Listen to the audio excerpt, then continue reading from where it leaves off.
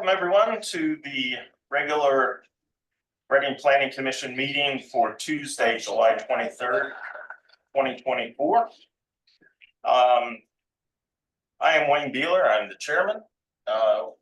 With us here is Commissioner James Harris and Commissioner Christopher Trachta. And online we have Commissioner Peter Rye, Commissioner Nelson Leon, and Commissioner Wilson Feasey. The first matter of business we have to take care of is a minor amendment to the agenda.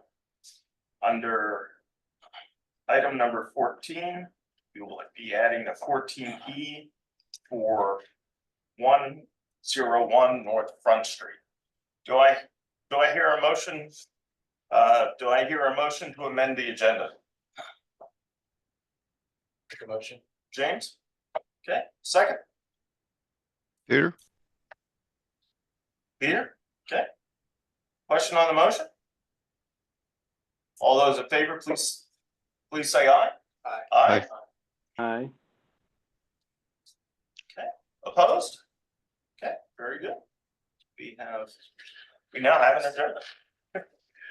First on the agenda, we have Maritza, your last name? Bison. Oh, that's why. From the City. from the downtown. Yeah, so I'm under the managing director's office, but I'm in charge of downtown, so I would say downtown division.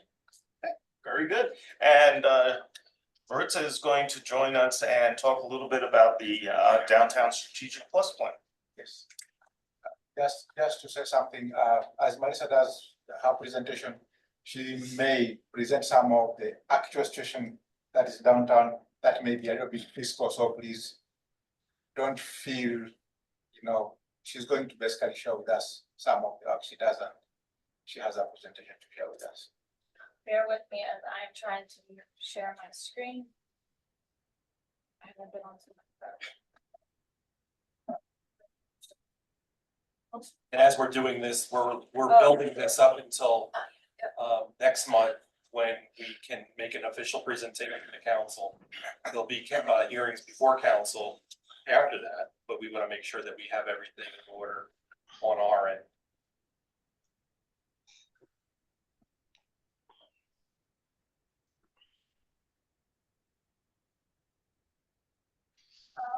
So I'm basically gonna just go over a presentation, and Jamie, bear with me because you saw this in April. It's just a basic presentation of what I've done in the year that I've been in this role. So it gives you a little bit of background on what is covered, how did we get here, kind of the mission and role of what I'm doing. Some of the stuff that our team is doing, our staff is doing currently, some of our accomplishments, recaps of events, and what some of the future schedule we've already taken care of this year. We're in the midst of that and just kind of transforming our perception and outreach with the small business community. So this is just what we've been doing since in the last year. How did we get here? I don't know if the history or how much you are aware of the history. But basically a timeline of when DID was council voted 4-3 to discontinue DID beginning January 1st, 2021. It gives you a kind of a timeline of when the study was finalized, when a position was created. As you can see, in January 2023, we had our first downtown coordinator, and she resigned after a year. So then I picked it up after 4 months of it being vacant, kind of giving that timeline. Going back to what the mission is, obviously to revitalize our downtown, improving perception, creating events, bringing traffic into the city, bringing visitors and residents out alike, to build and to kind of just build community and connection to our local businesses, cultivating relationships with our businesses, and participating in the conversations of attracting new ones. and my role, create and collaborate on events that spark interest, marketing and communication. I do have a staff, that I do manage on a daily basis. And just continuing to create and build relationships with our stakeholders, with our small businesses, and organizations. And I am currently still undertaking content creation and supervision and social media activity. My team, when I came in April 2023, so I don't know if many of you recall how many staff members they did have a full robust team. At one actively on the streets. When I came in, I had 2 full-time downtown ambassadors and 4 part-time downtown ambassador positions, 2 that were vacant from the existence of them. Currently I have 4 full-time downtown ambassadors and 2 part-time. One has remained vacant just because it's difficult to fill a part-time position. People are looking more so for full-time. I've gotten all their training up to date and the renewal of their CPR, stop and bleed Narcan. Updating uniforms, their uniforms have been updated. I redesigned the uniform. The uniform was purple, which didn't align with anything, whether it was the logo or any of the things that I kind of inherited. So I redeveloped it or redesigned it. And this is what their current uniform shirts look like. And then I get a lot of questions of what do the downtown ambassadors do? What can you count on? They do a lot more than what you would assume. A staff of 4 and 1 part-timer are doing. They have daily trash routes that they're taking care of, snow removal, weed whacking, power washing, maintenance of properties. We have now absorbed a few from the redevelopment authority, open public spaces, which we now have to manage and maintain and figure out landscaping for. We do deal with mental health crises, overdoses, due to certain populations. In the downtown, we do also have to deal with personal belongings that are left behind, that are left behind overnight. Mobile vendor verification, when you have pop-up tents, you have people that are just popping up and selling. We have to be on top of that with business licenses, permissions, and ensuring that if they have the right to be there, if they follow the process and got the permission, if not, then they have to pack up and go. Downtown event setups, breakdowns, distribution of informational flyers for events, assist with interaction with businesses, visitors, and residents. So this is what they do pretty much on a daily basis. And my role is kind of direct supervision, any crisis management, ordering their supplies, scheduling their payroll, equipment orders, looking at finding efficient ways to solve problems that we've been kind of addressing. And handling, again, mental health emergencies, police emergencies. Just a preview of the things that they do, or deal with on a day-to-day basis to see the kind of impact or the amount of work that they do have. So when DID existed, there was a fee assessment that covered a lot of these. The businesses paid a fee assessment and covered their cost of downtown being taken care of, snow removal, trash removal, things like that. When DID was disbanded, that fee assessment went away. So currently, I've taken the approach, if you see it, take care of it. So right now, what we absorb and take care of a lot of times is on private property. That is the responsibility of the property owner or management team. But if it doesn't, they're so accustomed to when DID took care of it, that once that went away, if it wasn't communicated properly, that somebody else they should be taking the onus or the responsibility of it. And until something's in place and there's more direction as to where we're going with it, then we are taking the responsibility of taking care of it, just because if they're not, we get tagged with it. So if you see it, take care of it, it's kind of until we figure this out more long term.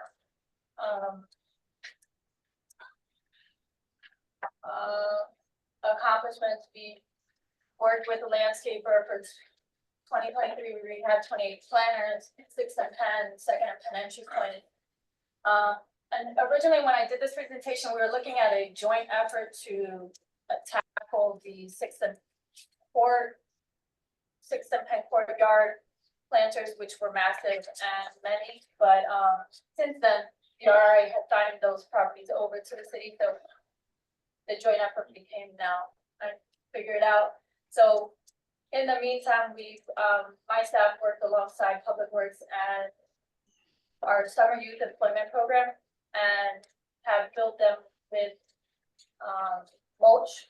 So for the time being, what's in there is mulch, and we will now be planning forward what to do for the next year and including that in our contract. Again, I updated branding and promotional equipment for events and for tabling. I'm still building baseline documentation such as directories, mapping, or marketing material. When it disbanded, we took the physical assets, but not so much the databases and the things that we could have built off of. So therefore, all of those things have to be redone and rebuilt. I continuously meet with downtown managers. GRCA does a good job at bringing everybody together, continue meeting with them and talking to them, and attending things that where I can, to get more ideas of how to move our downtown forward. Last year, I came in at the height of, I think I started April, beginning of April, and then 4 weeks later was the first event. So I had to put it together in 4 weeks. So last year, we only had First Fridays, which was May 5th, June 2nd, August 4th, September 1st, July, we got rained out. Halloween on Penn, Winter Wonderland ice skating. I worked with the Santander Arena to bring that back. And then the holiday parade. This year, we've done First Friday. Oh, and the collaborative, the other thing that I was looking at is now collaborating with other organizations to build off of their audience and combine it with the audience that I was building to create bigger events. Our June 1st Friday was in collaboration with the Gobbleworks Shatter Your Fears event. Mid-Atlantic Air Museum, we did a kickoff parade and reenactment, and that was a joint effort with the 75th Anniversary Committee. Our Bar Property Tour, GRCA and Schumann Development Group, and then we did a glow block party with Nemesis Fitness, glow run, and these were all done last year. This is a little bit harder to see. I wish I could try to zoom in a little bit, but these are metrics. So with all the events that I did last year, I worked alongside the county and GRCA to pull metrics for each event to get an understanding of how many people are coming, how long are they staying, where are they coming from, where are they going to later. So I am continuously working with them to see what's working, what's not, how can we keep them here, and finding ways to connect, to have them stay and return. So these are those numbers.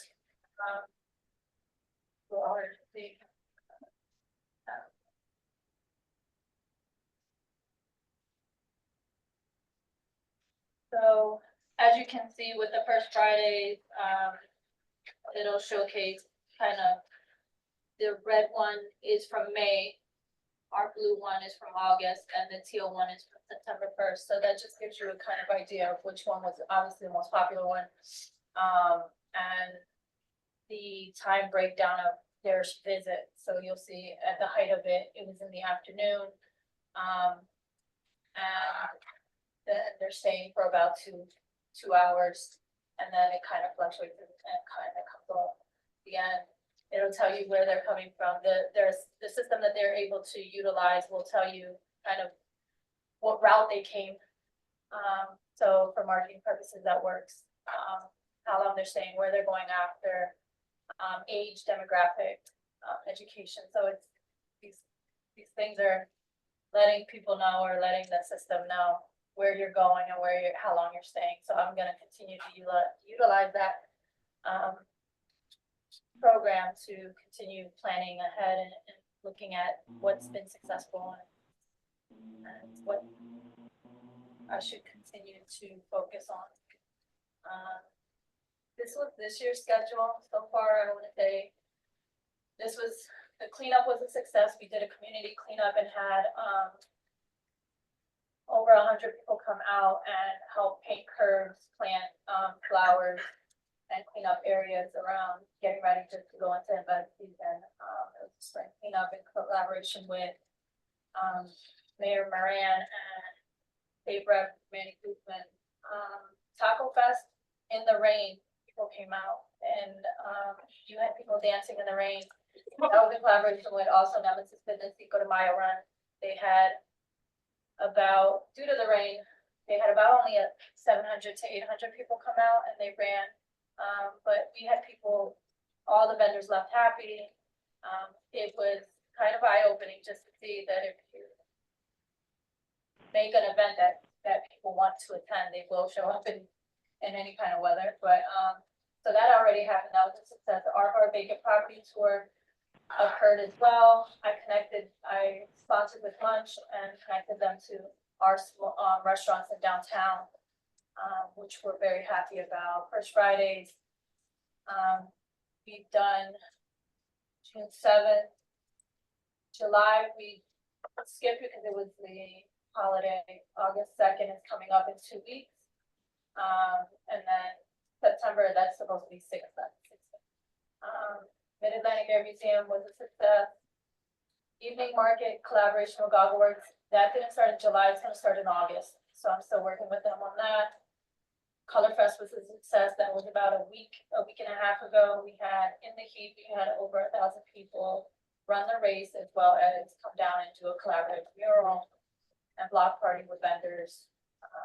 And then there's still a few other events being worked on. Halloween on Penn, Low Block Party collab. Ice skating, we're still trying to find the details on. Holiday parade. There's a few other things that it's slipping my mind, but National Night Out is coming up as well, August 6th in downtown. All things that we continue to work on. Berks Arts just changed their executive director. I'm meeting with them soon. I hope to meet with them soon to discuss opportunities and possibilities there. The Reading Symphony Orchestra has also wanted to do pop-up community concerts, working, hope to bring that back next year or introduce that next year.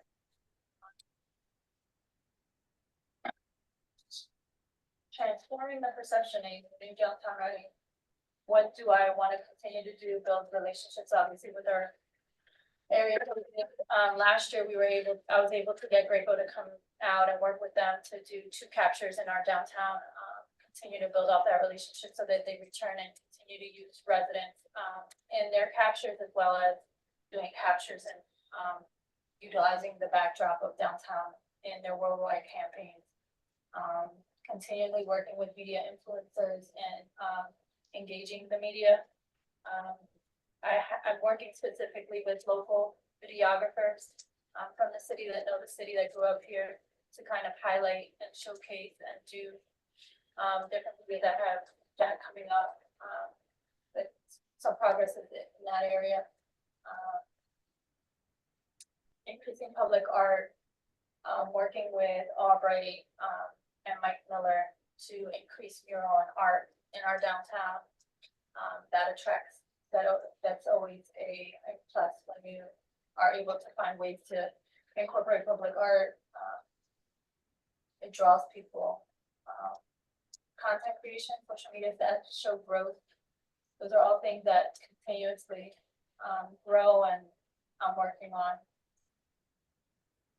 That's just kind of an idea of like the social media growth. This was before I came on board, and businesses has been since I came on board. Just interactions and engagement, Instagram has increased. So,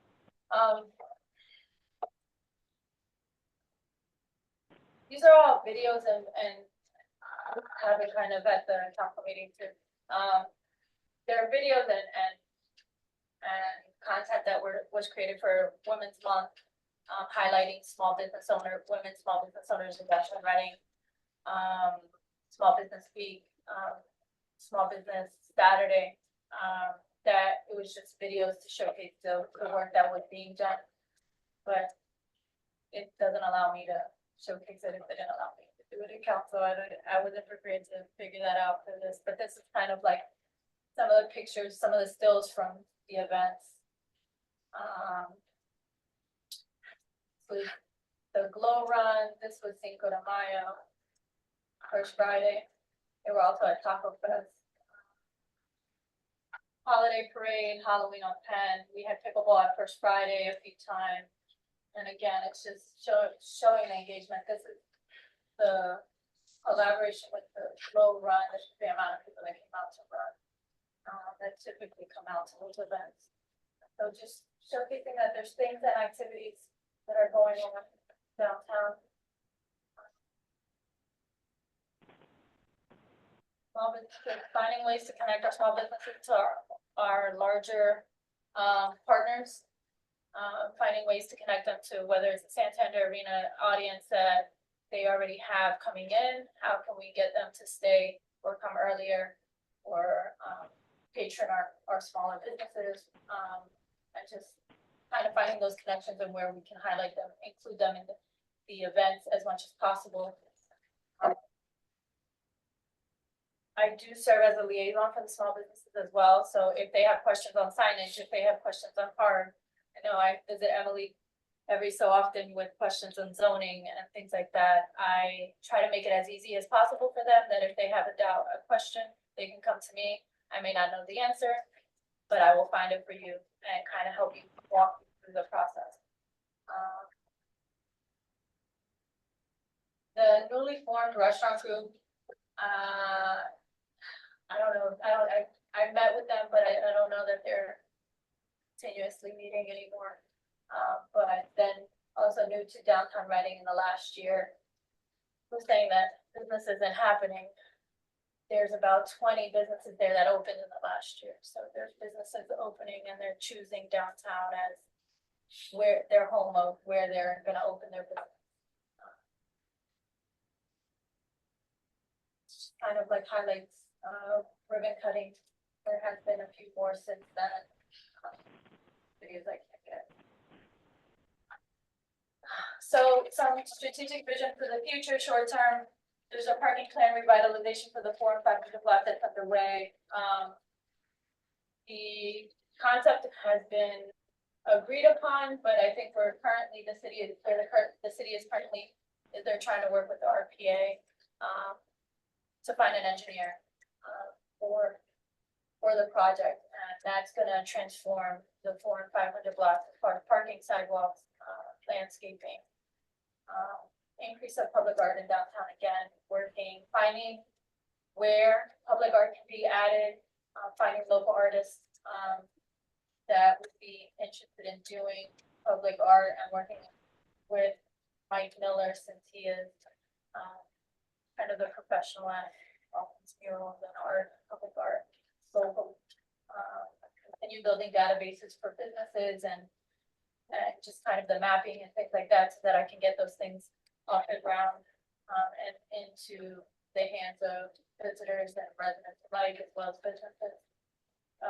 Event programming growth and long term, which is what I believe is the question, is the Stantec Downtown Plus plan. I use it as a reference, but until it's kind of voted through, it's all I'm using it, I'm using it as a guide and a reference until it's kind of finalized and I know that it's the direction that we're going. And it's entirety or continue to track data again. I'm continue to build that relationship with the GRCA and the county so that I can, continue to collect the data for the events and measure those successes and adjust planning as necessary. I talked to Simon about this, but just in general, commercial core legislation update. Once there's a plan in place, it'll be easier to kind of update our zoning legislation, commercial core specifically, what's allowed in our commercial core.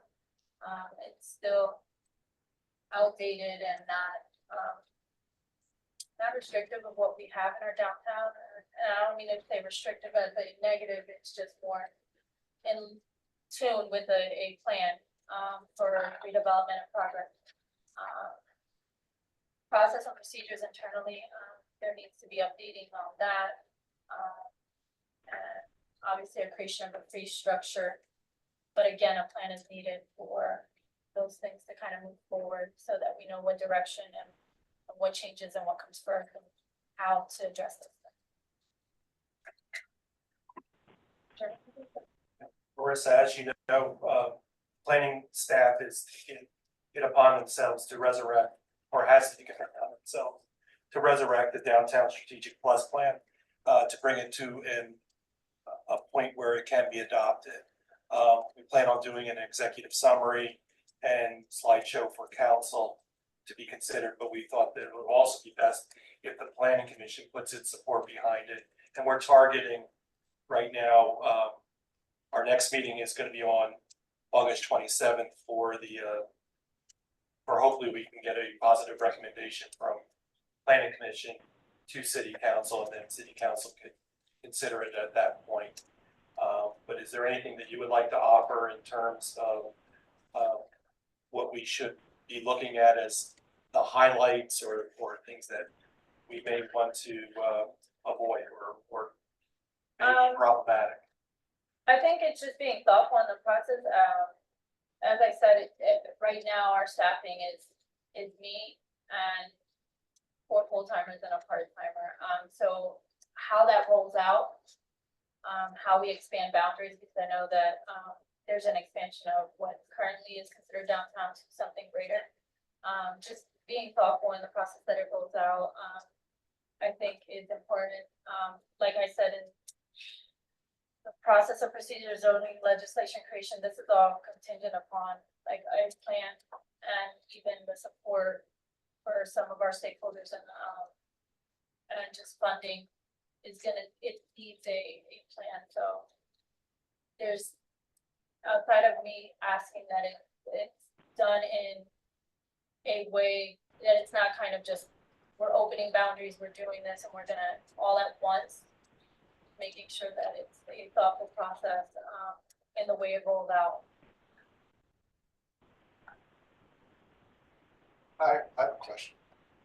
I'm always at the Santander. Is there any coordination done with?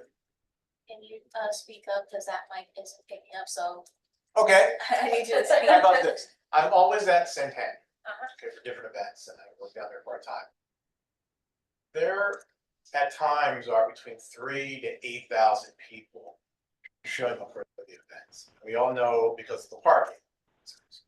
But events like wrestling, cheerleading, some of the Christian shows that go over a course of 3 days sometimes. Those people want to leave and go get food. They want to not, eat at the Santander at the arena, and they want to walk up 10th Street or somewhere around there to get pizza and sandwiches and a coffee. Is there any coordination done with the city and that venue to be aware of those multiple day large events that are occurring? Because I go out sometimes and a lot of places are closed. And Dunkin' Donuts is swamped. Yeah. But other places, sometimes like the ice cream park isn't open a lot of time. If they have a spot in Santander that maybe they're on vacation, they're not open, but people always ask, where can we go get a bite to eat? That's walking. And Skylight. Yeah, Cafe Colombia. If you're going within the perimeter of the arena, there are a few restaurants have to go further beyond across the street, I mean, it's really down to Starbucks. but They'll walk all the way down to Starbucks if they're there all day. For a sit down to eat. It's just a matter of also. I grew up in Camden, New Jersey. Yeah. Okay, so we had different venues down there also, so people were aware, the police and the local community were aware. You don't want a negative experience to occur. Yeah. That they come back and go, we're never coming back here again. so I do attend every week. Like I said, I try to go to every week, but I may miss one here and there, but they have a production meeting that you attend. And I've rebuilt a relationship with, Santander and have discussed these type of things with them. They are willing to send that out to those the ticket holders. But again, when we absorbed, I have to build that out, like the mapping. I did get a GIS, contact and willingness to help, but I still have to build that out and make it something that I can provide them, that it's easy for them to just mail out or send email out to their ticket holders. There are some events like the Christian events that you're speaking of that are like multi-day. They're encouraged not to leave the arena. They're encouraged to box their lunch and bring their lunch. So in those cases, we could potentially, but we may be missing the mark on those because they're actually, the organizers are encouraging them, stay in, don't go anywhere, just eat. Although we can still share information for them, but even finding, there's certain concerts that businesses are interested in promoting to. I've reached out to them, Santander is willing to, if they have a sale, if they have a special, if they have something that they want to share with that particular audience, get the graphic to them and they will share it along with all the other information for the ticket holders. It's just I give that information, but it doesn't go further than that. So outside of me creating something for, whether it's a business or me creating something as a whole, which I'm not at that place where I'm ready to kind of hand something over. I'm still kind of finalizing and trying to put it together. Until we get to that point, it would be just basically asking them, hey, here's a flyer, can this be handed out? Hey, is there a way to encourage them to come outside? But they are willing to share information, we just have to give them what it is that we want to share. There is restaurants outside in that perimeter that stay open on the weekends and stay open later into the evening. Skylight, as Jamie said, Cafe de Colombia stays open fairly into the evening. But it's just, you have to walk further than just across the train tracks. You have to kind of go around the corner, go a little bit further, half a block down. But again, I'm working on those baselines up, mapping and things like that, that would make it easier. But outside of a business creating a graphic for a sale or to highlight something to share ahead of time, we haven't had the opportunity to do that. Also, I'm also referring to the environment that's in that area sometimes. My daughter's 17. I wouldn't want my daughter walking from the movie theater to Santander. So what I'm asking is there an effort to make the area more walkable on those evenings or those weekends when there are things that are going on in the community where a father like myself, who has a 17-year-old daughter, she brings a couple of her girlfriends out, just graduated from Reading High, to walk around down there without being harassed. I could also speak a little bit about that. You can add in more using the local, but I think the aspect of safety, particularly also like it's one of the things that the city have picked up. At one point, it is for perhaps you're going to have another individual who has picked up some of, especially the lighting aspect and safety aspect. Perhaps he'll come and talk to us to see how far he has gone. But I know there are efforts that are going on already, and a significant team of members has been engaged already to tackle that aspect of safety and lighting. That is something that I need to find out how far it has gone, and I will update you accordingly. As far, so again, I know previously there was something called a downtown ambassador that if you were not in the evenings where you could call a number and someone would escort you from your parking garage to your venue, and then if it was late, you could call them back. And then have them escort you from wherever you were back to your parking, to ensure safety. That, we don't have the staffing for that at the moment. As Simon discussed, lighting, absolutely, we're currently working with a company and looking at a different lighting aspect. I've driven the city at the downtown area at night and made note of the pockets where improved lighting and walkability is, especially from venues to parking garages and just pathways, where lighting is needed, increased lighting. And I provided all that information. They're writing something up and they're looking at it. So that's being done on a citywide aspect, but I specifically gave them information on improvements for downtown. So that's actually kind of already in the works. Wayfinding signage and things like that, as far as escorting or insurance. This is a day-to-day thing that we are continuously combating and trying to improve. I don't necessarily, I understand you as a father, I feel okay walking. But again, it's a day-to-day thing, it's a step-by-step thing. All these things, as we are continuously moving forward in different ways, whether it's lighting, whether it's staffing, whether it's events, whether it's increased small businesses, I think it will all fall into place at some point. But right now, we're just continuously taking those steps moving forward. Thanks.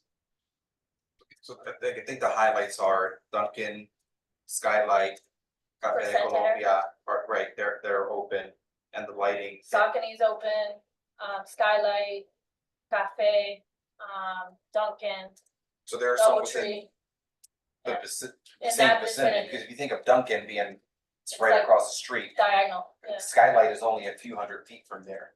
Cafe is like a few hundred feet from there. Speaking to the safety part, I think that, I mean, if you're in the south side, then maybe you have something to worry about being right there on Penn Street. I don't wanna say that, right, there's not a safety risk, I think any city that you go to, there's gonna be a risk being outside, you know, but I don't think that the safety risk is at a high level right next to the Santander, especially when people are leaving the Santander Arena, there's so many people that are leaving, that who's gonna think to do something in front of everyone, so. Typically, when there's a large event, the block is shut down from 6th Street to 8th Street because ensuring pedestrian safety. So the police actually shut down 6th and 8th Street to allow for the crowd of people that are exiting or entering to get out safely and get to their cars or get to wherever they're getting to safely in a safe manner. So in that sense, I don't think there's a risk. Thanks.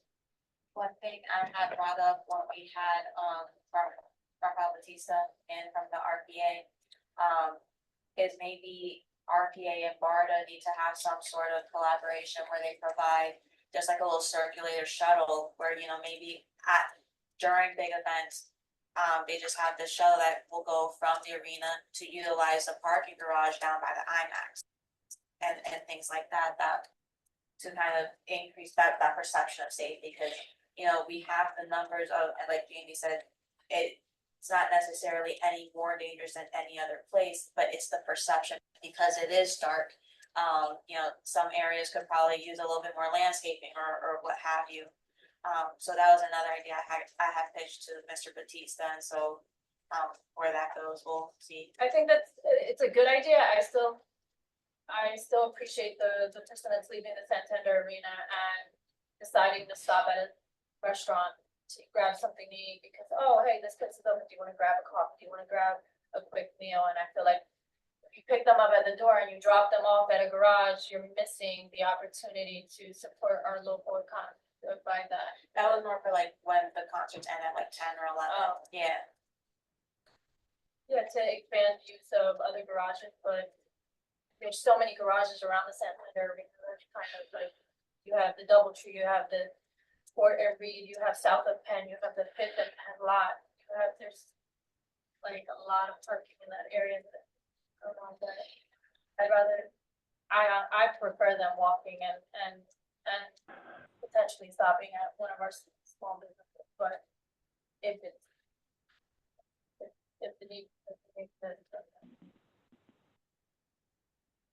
Right, do any of the commissioners online have any questions or comments? Yeah, Mr. Chairman, I have just a comment to follow on that discussion, a good discussion on pedestrian safety and the perception thereof. It's more than lighting, it's when people are walking in areas where there aren't anybody else around. So it goes along with the whole downtown revitalization that there's more foot traffic, more customers, more attendees of events, there will be a better perception of safety. And I would, not only lighting, that's one facet, but perhaps some security cameras in obvious locations might be a factor also. I just had one question. I heard about some of the events. Is the downtown farmers market still being held? I haven't heard anything for a while on that. I know that was something I think the Downtown Improvement District used to coordinate with, if I'm not mistaken, along with the midday cafes they would host. Does anyone know what's going on with the market? So I'll answer that question, and I wanted to go back to your first comment, but yes, the farmers market still is going on. GRCA is supporting the Penn Street Market. It occurs Thursdays from 10 to 2 p.m. on the 600 block of Penn Street. We are, as I mentioned earlier, I'm currently working with the Goggle Works and the Penn Street Market to do something similar, but not as not exactly the same in the evening, in collaboration with the Goggle Works, including more live music and art vendors and things like that, but still being able to utilize the market and find your produce there from local farmers. That'll start in August, probably on the Goggle Works campus. So yes, that's still occurring, and it's actually, we're looking at a way to expand it to make it an evening market.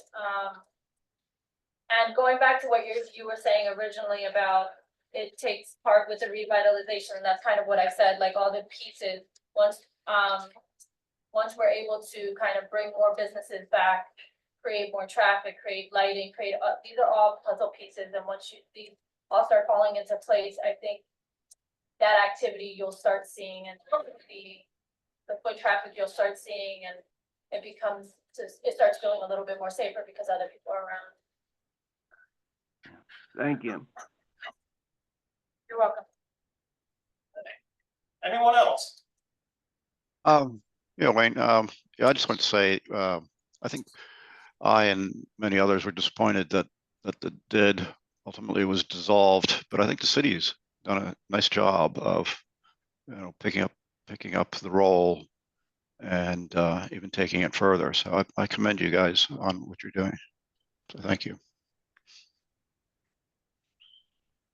And if I can just say a word about DID, from my understanding from State Rep Johnny Cepeda Freitas being on council, one of the main concerns that they had, and the reason that it was dissolved, is because they were no longer functioning up to par, or how the city needed them to function to be able to get things done for our corridor downtown. But glad that we now have Maritza, that things hopefully we see that moving along. So Thank you. Okay, well, I have a question, it might be is the information about the farmer's market and the local restaurants and things. Emily and Simon, do you guys know about those things? Because I know when I was here, trying to find a place to eat, it's a Friday, I don't want to pack my lunch again, but I don't want to leave, like I would drive out to my business to get some. Well, the farmers market doesn't have the one that's here from Thursday 10 a.m. to 2 p.m. They are selling produce. But I can still go get yeah, you could get your fruit and vegetables. But as far as like grand openings and like the food court and things like that, that was all shit. The information was shit. but I always was looking for somewhere to go or something to do and, you know, just to get out, and get some fresh air like the farmer's market. So I just wanted to make sure that the employees knew. I'm aware of it because I follow, the city's Facebook page, so, but one thing I had shared during, some HR meetings was, and with the communications, Noel, I think, is that whenever there is events, send a citywide email so that city employees know that these events are happening, because it's happened more than once when I was like, oh, hey, like, are you going to this event? And they're like, oh, I didn't know what was happening. So I've sent citywide emails in the past, and for example, the food court, that grand opening, that was sent out citywide, so it's continuity and consistency of it, but I can talk to Noel to ensure that those things go out each and every time. Not all of them are in downtown, but that Yeah, happens. but just like the first Friday stuff, it's like, the only reason I knew about like the run and all of that is I have friends out of town or the city shares on their social media page, but, and if I've missed some emails, but I've heard, like, I've only seen like the one they said about the food court and stuff like that. I know, speaking with some coworkers, everyone now knows about the food court and different things in there, but actual like events or things that are happening on the weekends or afterward. They're not always aware, because they're not always following the city on social media. Or the restaurants having a special or something, and I've talked to restaurants where they are trying to get the crowd out, because at post-COVID, they've seen a complete change where there's telework, so you're not having as many employees in the city on a daily basis, so they're not seeing as many customers during the day. They've also wanted to do kind of specials, and how do I get that out? Figure out what special you're comfortable with, get that information, and we'll send it out, but again, it's. yeah, and this was just the, do employees know about this, because I would think one of my favorite events, besides the bike race, which I know is not in our control, was the World War II event. I would love to go downtown and see the World War II event, like, I just thought that was great, the camaraderie and like. We had it this Yeah. year, and we had it the year last year. Last year was like in connection with 275th downtown, but. Being able to walk down for 7 and Yeah. like, it was just so that the city employees know that. And those events, yeah, because that went out citywide, but you see the traffic of, okay, all the people are actually coming out of the building, and then they're shopping, if they're stopping at other places on the way, so. Trying to do that as much as possible. If I may add, Mr. Chairman, those of us on the commission used to be included in those emails, and that's why I asked about one of the events, because we haven't gotten anything in a few years, so. I think of the hundreds of people who are volunteers on the various boards, commissions, and authorities, I'm sure they'd like to know about the events too and help promote them. The citywide email is all I have access to. I don't have access to any other groups, but we do put out press releases and media advisories, and they're covered by our local news, and on our social media is kind of what we're relying on. If there's other avenues, I'm sure the communications coordinator can work on those groups and get that information out. I can tell you, I get all my news about Reading from that billboard across the bridge. Put it on there. Everything I know about Reading, Taco Tuesday, the parades, the bike races, I go, oh my God, I know something new. I know what the city's hiring. All my news about Reading comes from. You must get the red light every time you get Yeah, I'm driving slow, I'm cutting someone off to get to the left side to go straight, not where Rack is. And I get all my news right from that billboard. Yeah. That's all I know, and it's cool. I mean, I get Taco Tuesday, I knew about it in like March. And I'm like, I'm counting that it rained, and I still went. Yeah. So Oh, I'm glad you came out. Yeah. That's a good- all my news is from there. Okay, with Thinking commissioners, to using that.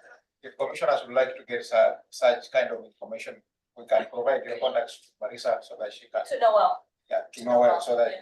such information can be Yeah. shared with you. Yeah, And then when. that's something that we can start and try to get some of the other. Excellent. I also, boards and commissions. I would first check to see, cause I don't know if that's something that the collector's office would want to direct, because since they're in charge of kind of the organization of keeping everything kind of in check for the boards and commissions, through the city clerk's office, maybe since they'll be included on that email. We can ask them if they want to then forward that to all board members and things like that to kind of have. Oh, yeah, they do receive all of that, so they could then forward it from them receiving, because Linda and the police council office do receive all those citywide emails and all the press releases and media advisories. They could then forward that to all the authorities commission if they have that already. So our project schedule is going to be a revived or updated executive summary will be released in mid-August, probably August 15th. The planning commission will be able to have discussion and questions regarding the updated executive summary. And then we could consider the planning commission's recommendations officially on the 27th of August. And then it will go to council. Okay.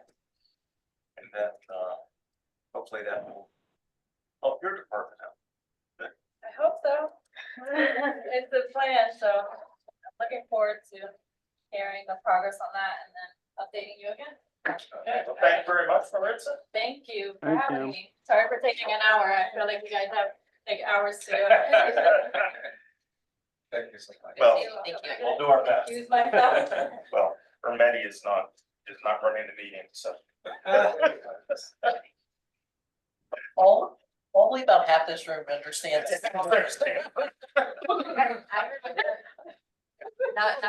remember mentioning patches as well. Would want to talk to Maritza about something, would we go through you or?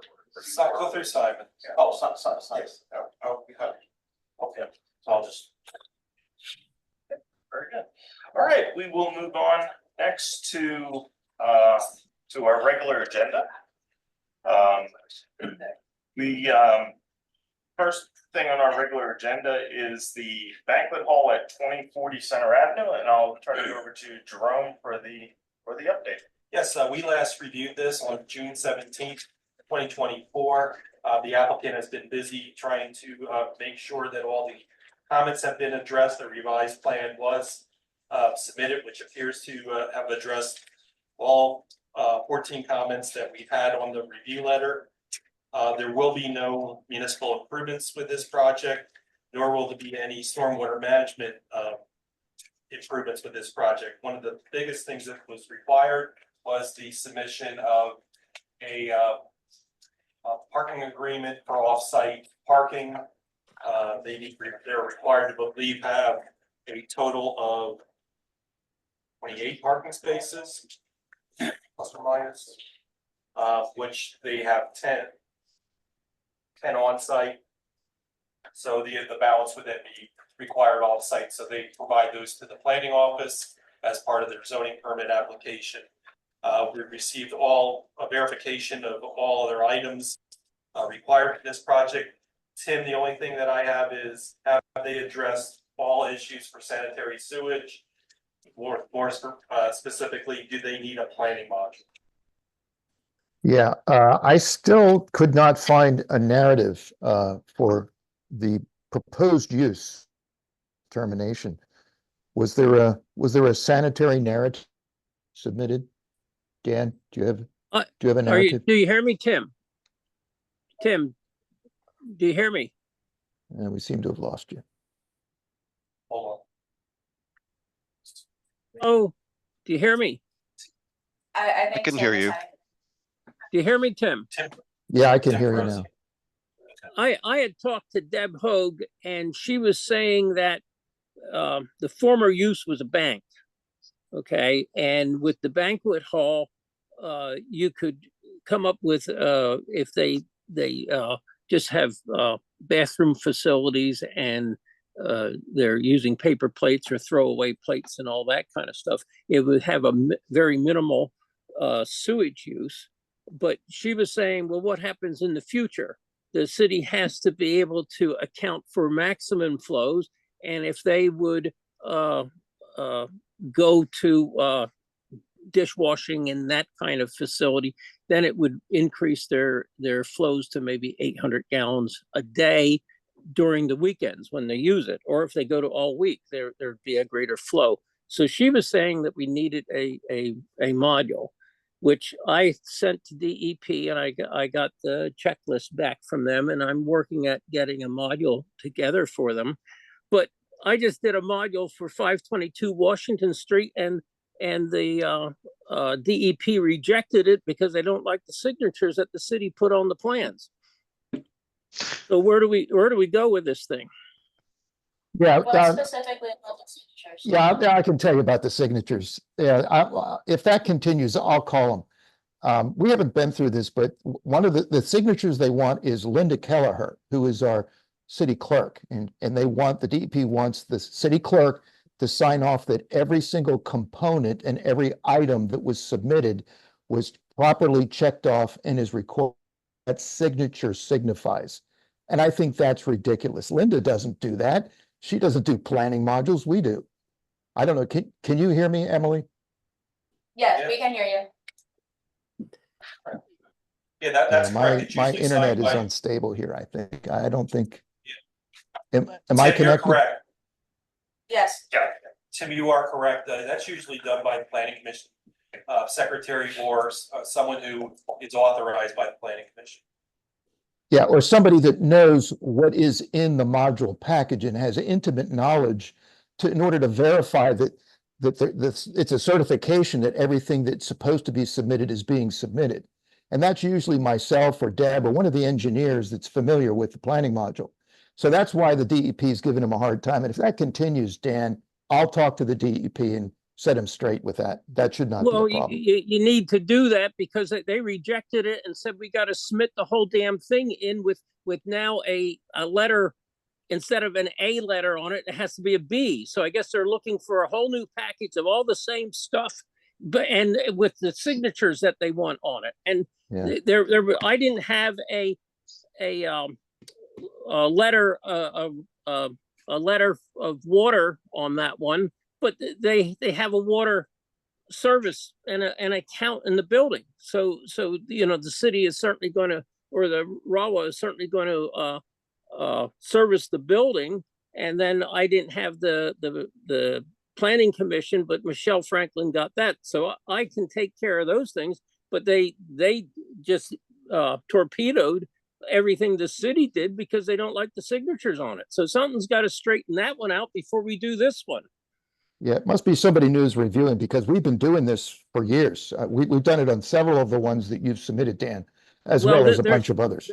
Well, that's what I thought. But this is Lindsay Graff. I think Well, she's been there a long time. It must be somebody else because she's never had a problem with it. So, well, I'll give DEP a call. Okay, because then I can work on the module for this. It won't take too long. I got all the paperwork. It's kind of like the one for 522 Walnut Street there. I can get that information in. It'll probably take about 2 months for the city to work it through their thing.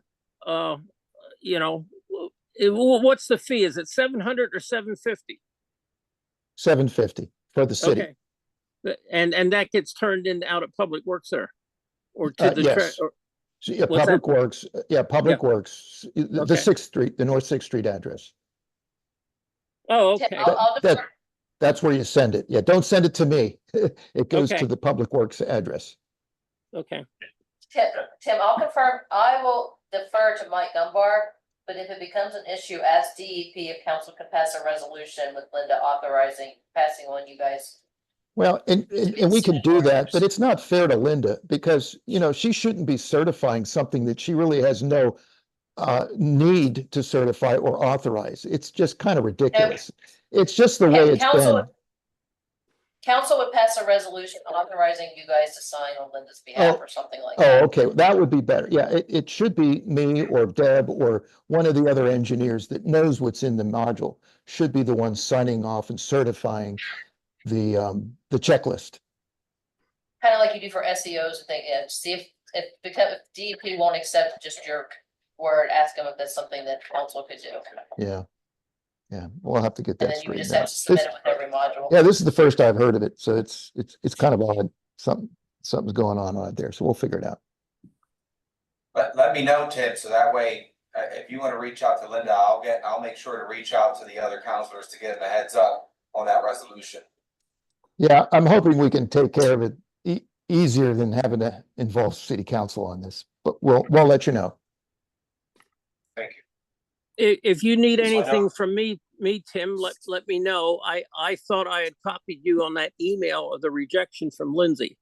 But if you didn't get it, I'll try to send that. No, I think you again to did, and I think Deb knows about it. It just, that I Okay. don't know if there was a follow-up. Oh, okay. So getting back to Center Avenue here, can we get the plan approved and recorded so that they can be working on this building while we get the sewer module done? Plan could be conditionally approved, however, it cannot be recorded until we get the plan. And Do you hear Dan, that? Yeah. yeah, okay, and I had a couple more questions, just with regards to the signage, Dan, you've got a driveway that accesses to the east out onto Center Avenue, And it's currently one way. Yeah.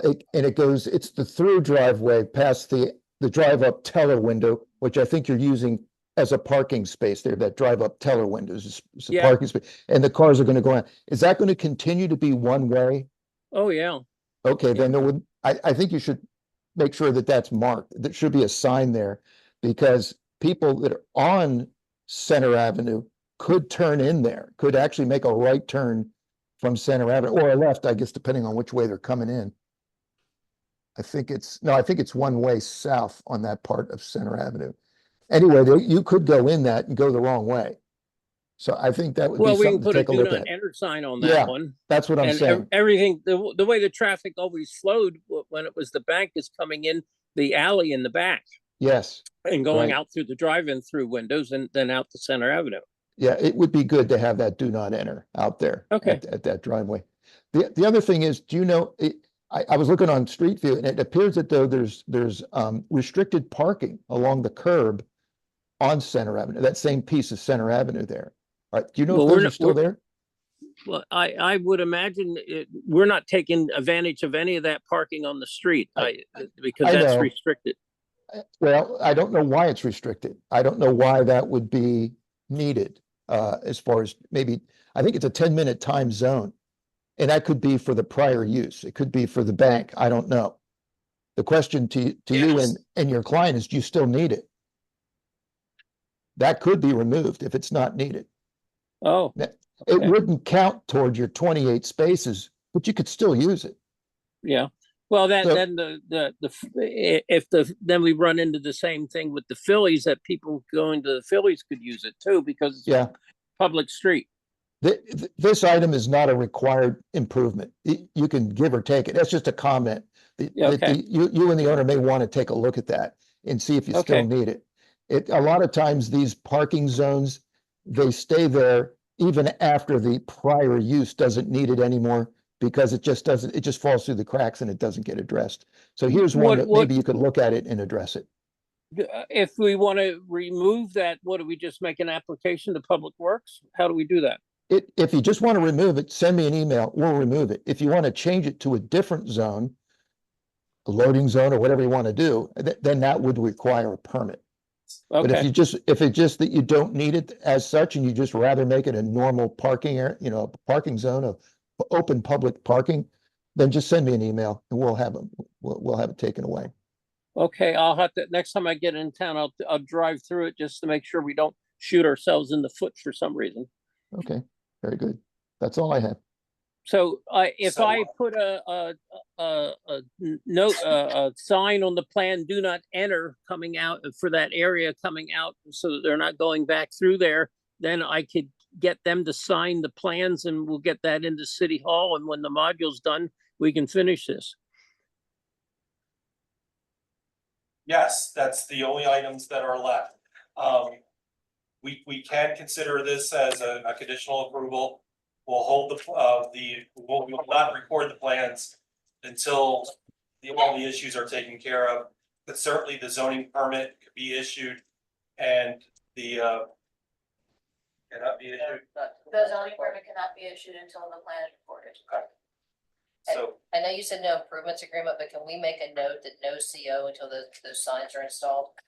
we have a comprehensive. Okay, cause he talked about adding that new sign.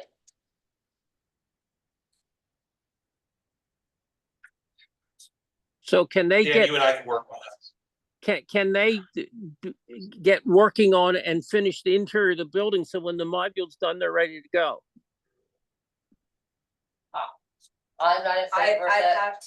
I'd have to find out, I don't know, what building and trades, what their process is, if they would allow just like internal building permits, and then they just withhold the CO until the zoning permit is approved. I'm not sure what their process or procedures are, so I'd have to follow up with our VCO.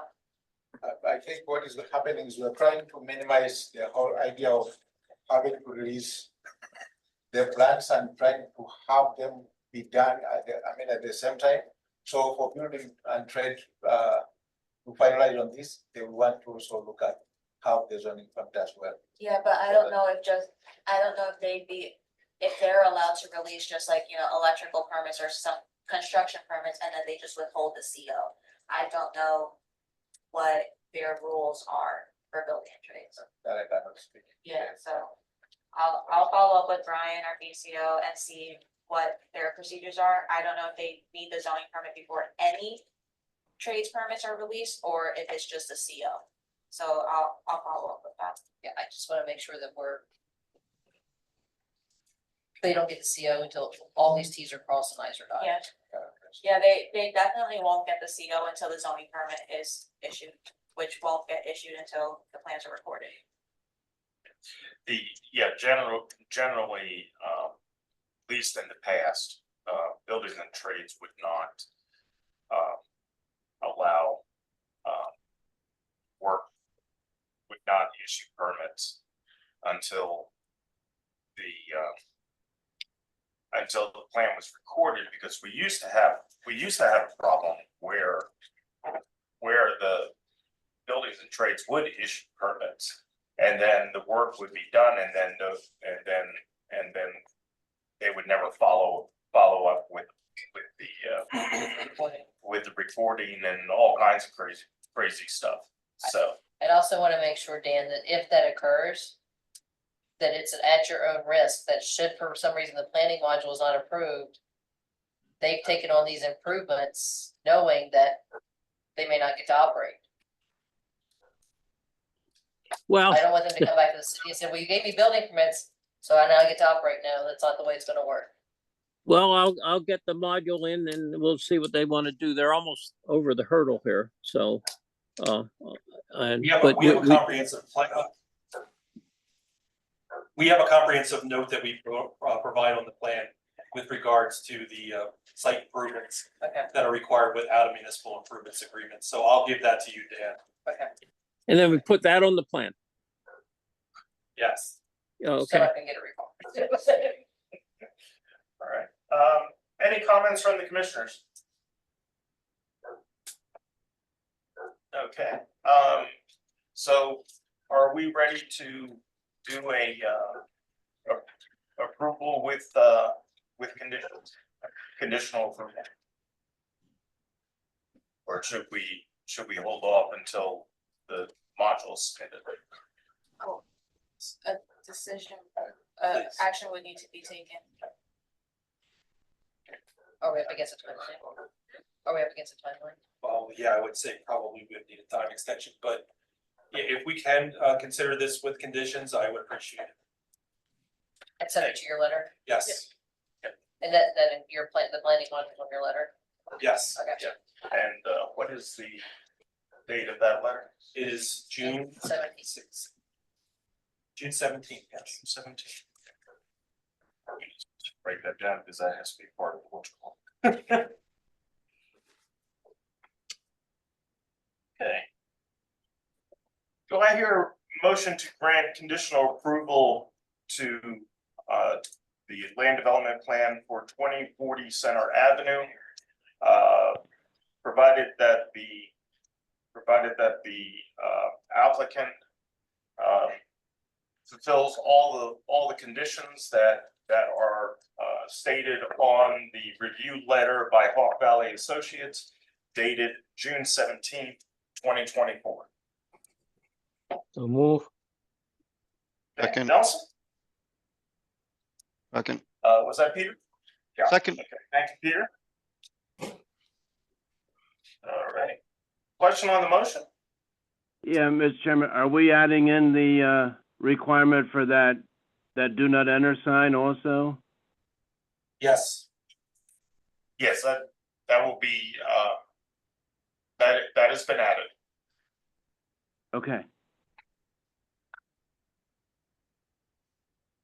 Okay. Very good. All those in favor, please say aye. Aye. Aye. Opposed?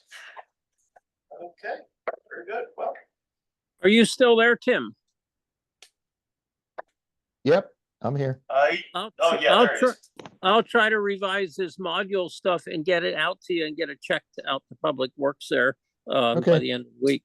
Okay? You go ahead and send the module in, and we'll get it going. We just won't release it until we receive the fee, but we'll get it going with all the engineering and everything else we have to do on our end. Yeah, usual. I'll send you separate PDFs of each of the things like we did before. Yes, thank you. That'll speed it up. Okay. Yeah, okay. Thank you. Good. Thank you, Dan. Next on the agenda is the Phase 2 parking and loading zoning amendment. And I think the only comment that we just wanted to make is that we have now received comments from the Berks County Planning Commission. And those, if there's anything significant, they will be. they previously reviewed it. And the planning commission considered those comments, and I think these are the same comments. Okay. Very good. Next, we move on to the Goggle Works Helping Harvest project at, let's see here. Scott's here for this. Yes, I am. Okay. Go ahead, Scott. Oh, yeah, I thought you were gonna take it. You can do it first.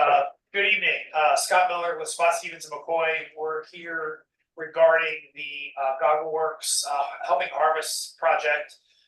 You had previously approved this as a conditional approval several months ago. Since then, they did acquire the adjoining property at 245 Washington Street, which has now been will be incorporated into this project. So it doesn't really change any of the proposed site improvements, other than they have decided to demo the building, because they were actually connected and had one of those alley, like I call it a baker's alley between the two. So this made it a little bit easier to actually demo the one building, so now both of them are coming down.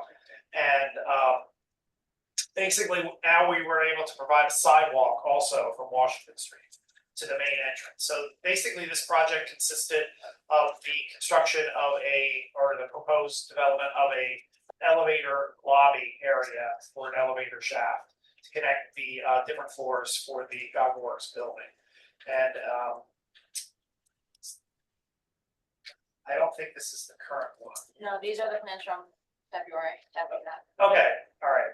It's just so they have context of it. In my review letter I have on page 2, it does show, yes, the site plan, so. So again, the only thing that really changed was that at 245 Washington Street, the building will be demoed and there will be a sidewalk placed and going to the stairs that are located in the to enter the lobby area. And the rest of the area is going to remain as landscape or grass area. So we do pick up some additional nice green area also in that area. Again, it's conditionally approved. That is the only change on this set of plans compared to what you had previously. So my office did do the review dated July 15, 2024. As Scott has mentioned, the revision is clearly identified on the plan in terms of the annexation. A new deed description has been provided, and the Berks County Planning Commission has reviewed the revised plan dated July 22nd, 2024. We are recommending that the revised preliminary / final plan be approved, considering the modifications to the plan. There are no other conditions, there are no site improvements or stormwater management improvements. And I just recommend as a condition that we obtain proof of the recording of the revised deed, It's fine, yes. just to make sure it's no. I know, but Yeah. sometimes things slip through and we're going, wait, what was? Well, actually, you have another plan here this evening that needs to be. Okay, you guys. Then we'll be glad to. Yeah, that's as long as all the dots are eventually connected. That's fine.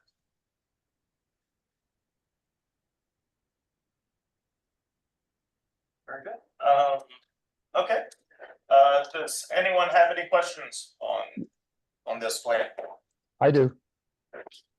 Yeah, question Okay. for Oh, Scott. go ahead, Tim. Yeah, question for Scott. The last time we talked, Scott, you were gonna research the Thorn Alley vacation that happened last year and the Stackhouse Bensinger plan. Were you able to look at that to view how that affects this property? I thought we worked through that, and it appears that it was never recorded. I think there's an ordinance or resolution that took place, but I don't think it was at the plan. In the condition of that ordinance, it said the plan was recorded. I don't think the Yes. city ever recorded. And I think you're So correct, that's, because I just checked it again today on the website, on the county recorder's office website, and I couldn't find it either. In fact, Jerome, is that item number 13A on tonight's agenda? Is that what we're going to be talking about? That's the annexation. Yes, that's partially involved, and Aristides is here. Yes, I'm here to. Oh, you are? Annexation. Oh, I didn't see it. There you are. Okay, sorry. That is a question. I do have the resolution, but I don't have an instrument number. So you can talk to your old buddy there, Scott, and get him straight on where Thorn Alley is right now, because that's going to affect the size of that property and that deed that we're talking about. So Right. you're going to be adding some slivers on both sides of the property. Our city Reading and Tim- Thorn Street. Tim, who records the vacation? Well, the Does city that- passed an that ordinance. include- Yeah, the city passed an ordinance, so the city has officially vacated Thorn Alley. It is now not city property anymore. There is some remnant I don't, underground utility easements, don't forget about those, but the alley, the street itself is vacated. Therefore, it needs to be annexed, or, the property needs to be disposed of to the adjacent property owners. That was the purpose of Aristides' plan. That needs to it's be either the law department or the clerk's recorded. office. Yeah, it's usually the law department or the clerk's office that records those, I think. Oh, do they? Oh, okay. I didn't know Well, that. I don't, you guys don't do it, right? I don't do it. No, I didn't know they were recorded. You mean at the courthouse? Yeah, because that's how you show the vacation. Yeah, I can send an email to Linda and Fred and ask them if it has been done, and if it hasn't, who will be the one to do it? Because then that will help Aristides with his record. Yes, I have to put an instrument number on. Yeah. On the project. Yeah, well, there's definitely an ordinance number because it was approved by council. right, but I think the county has to assign a number to it. Yeah, Okay. Right. the recording number. So I'll send an email tomorrow, and see who does that if it hasn't been done, and then that way, Aristides, if you give me the okay, I can just write in the instrument number once they give it to me. And then, And if you need to copy me on that email, just. yeah. Yeah, I can write in the instrument number and then get signatures and get that to you. That'd be great. I appreciate it. If there's a hold up, let me know. I'll get Keith on the job.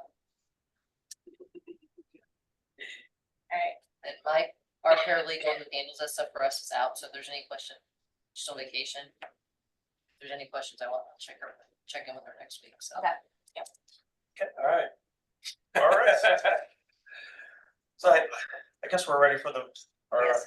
ready for the motion. Unless Commissioner has something else. No more questions for me. Okay, very good. Do I hear a motion to approve the revised preliminary final plan review for the Our City Reading Helping Harvest Annex? Provided that the applicant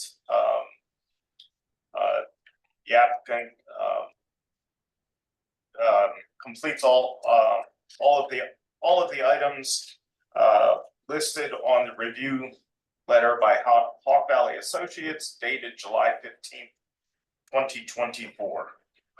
And provides proof of the recording of the deed. And provides proof of the recording of the deed. I'll do that. Okay, thank you, Peter. Second. Okay, second. Nelson? Question on the motion? All those in favor, please say aye. Aye. Opposed? Thank you, it's appreciated. Very good. Well, thank you, Scott. And Don't give us his over. we try not to. I think we just cleaned both plans up right now, so I think we're good. All right, thank you very much. I sent you what you needed for. Yes, I appreciate it. Thank you And very my, much. we were, like I said, our computers were shut down for a week, so. No, I got everything over and it's speeches hand. Okay. All right, Thank you. Thank you very much. Great. Okay, next on the agenda, we have 317 Franklin Street Daycare, and I will turn it over to Ian for the update. Last month, we looked at a sketch plan application for this project. They did come back and they did make some modifications for consideration.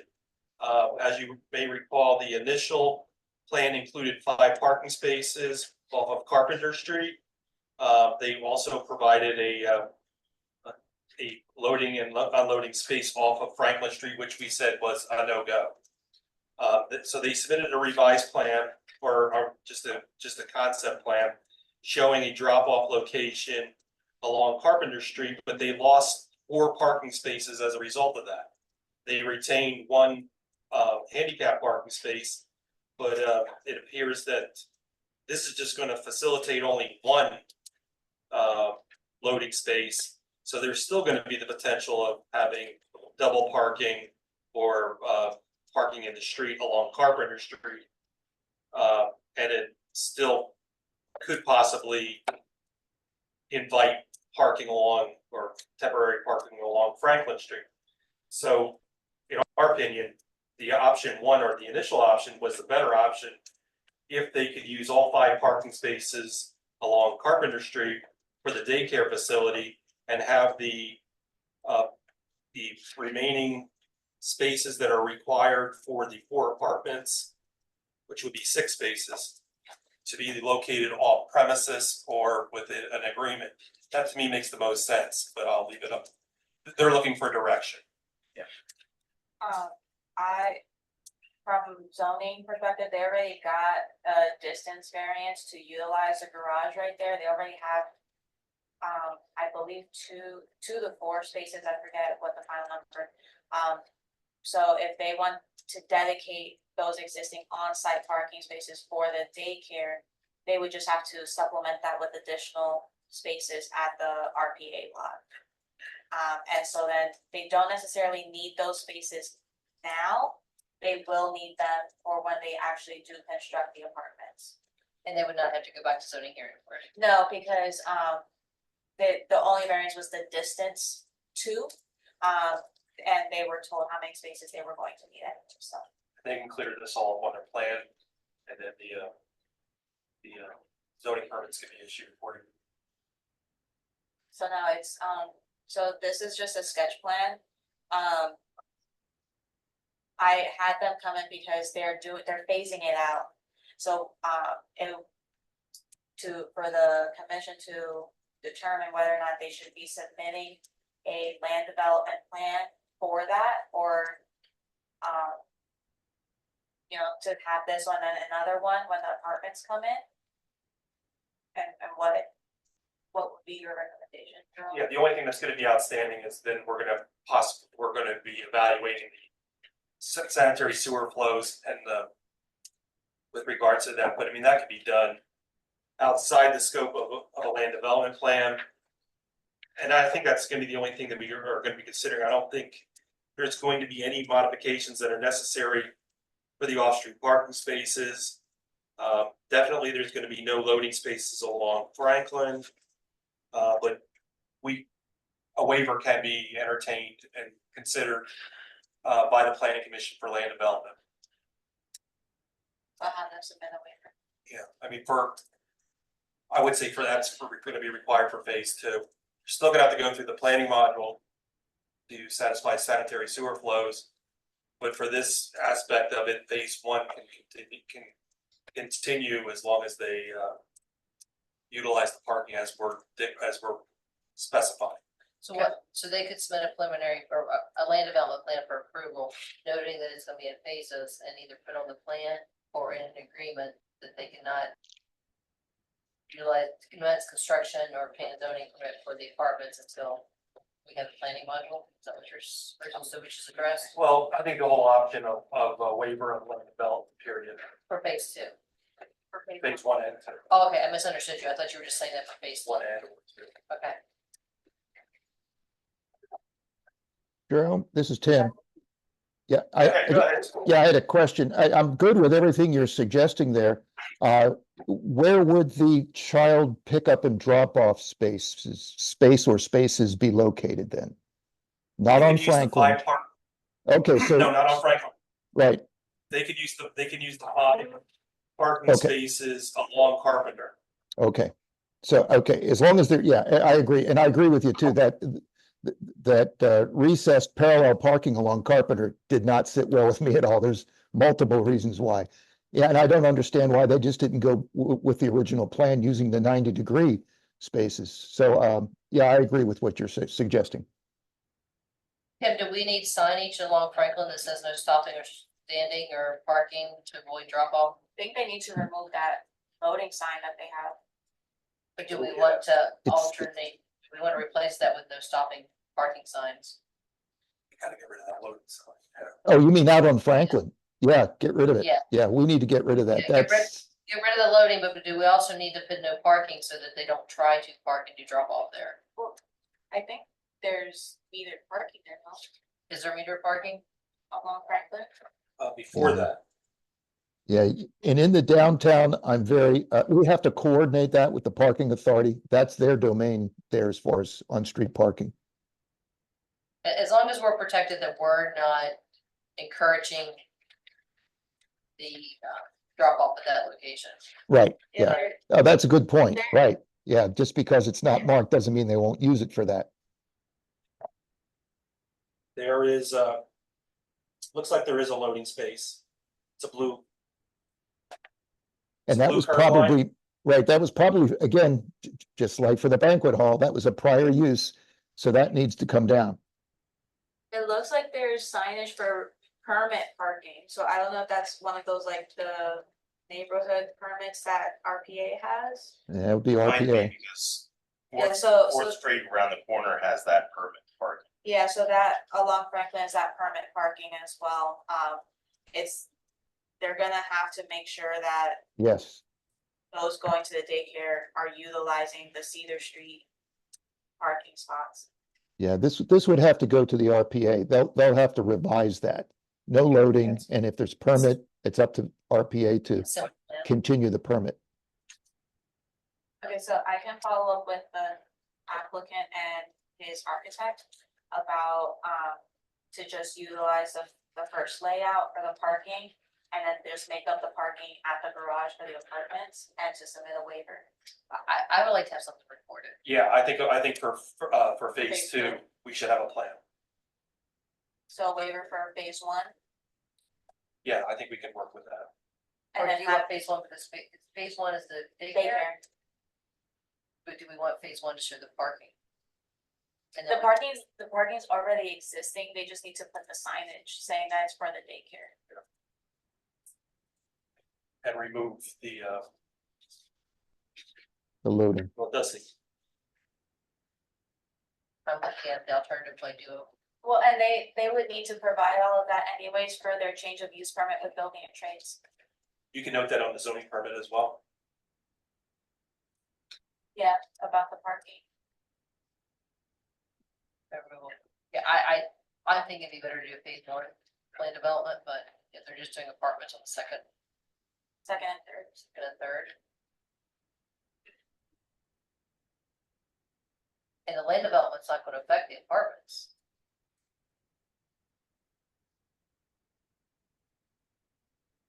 Either way, I'm fine. I think we just do a minor.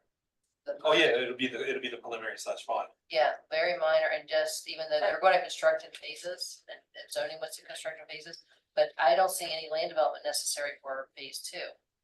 Am I missing anything? No, you wouldn't need anything for phase two. The planning module may take some time. For phase two? Yeah, well, if the sanitary sewer flows. Yes, that's. There was a restaurant, fortunately, that's, which has high sewer flows. Tim's gonna wanna see a Narrative. narrative. Cause now we're gonna be comparing a restaurant to a daycare. Well, I think from a land development, we can phase it 1 and 2 and phase 2 be contingent on. So where's your sewer flow concern, phase the apartments or the? The problem with that is that they. And I might be wrong, I might be misunderstanding. If the phase two is going to require modules, they can't record their plan until the modules are complete, which then will hold up any zoning permits. Okay, I think we do, I think the better thing is to do a waiver, phase one land development and a waiver of phase two. And the waiver of phase two would be contingent on the sewer modules. Cause your concern with the sewer modules is phase the apartments, correct? Yeah. That way we get a report at land development. That sounds good. Repeat that. Okay, so, to follow up with the applicant, that they need to submit the minor land development for phase one for the daycare. And then, when it comes around to doing phase two, they can request a waiver for land development for phase two, but they still need to do modules. And they could show that they're doing the apartments, like when we do, Jerome and I, when we do homes, subdivisions, they'll be done in phases. So that can show phase two, and we can put a note, phase two subject to planning module or waiver. And I don't have an objection with the architect preparing the plan. Yeah, because there's no stormwater or anything like that, nothing there. And Engineer would they're be not required. changing anything with the boundaries. It's just gonna be notes on the plan, so we're gonna have to educate. architect. Tim, are you okay with that? Yeah, Did you it's follow the good. discussion? Yeah, I did. Yeah, and I think it's good that we have contingency on the planning modules. It may or may not need planning modules, but if it does, we've done them without planning commission review. In other words, we've done them just in public works, but there's no leverage. I mean, there's nothing holding their feet to the fire to do it. Having it the way you described would put some pressure on them to get the planning modules through, even if they get the waiver. So I'm agreeing with you. So Tim, we do have a contingency for that, as we, us doing the EDU reviews, if the zoning office is told that they need planning modules, we won't release their zoning permit until those Okay. modules are done. Yeah, that's good too. Absolutely. We'll get the narrative right away. Yeah, this is an interesting comparison between a restaurant. and Well, a, again, just a little review on planning modules.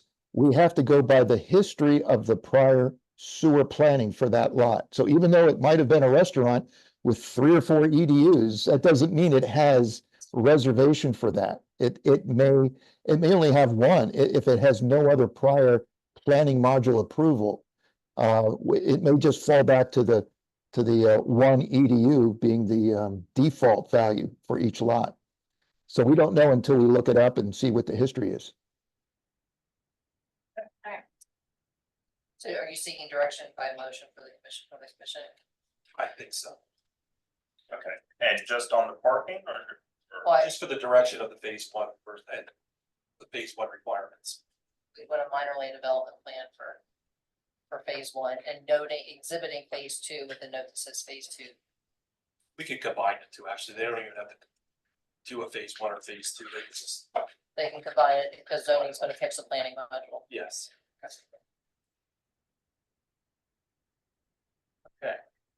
So now I gotta figure out how to work this. Just a motion to advise the applicant that a minor land development plan exhibiting both phases is required.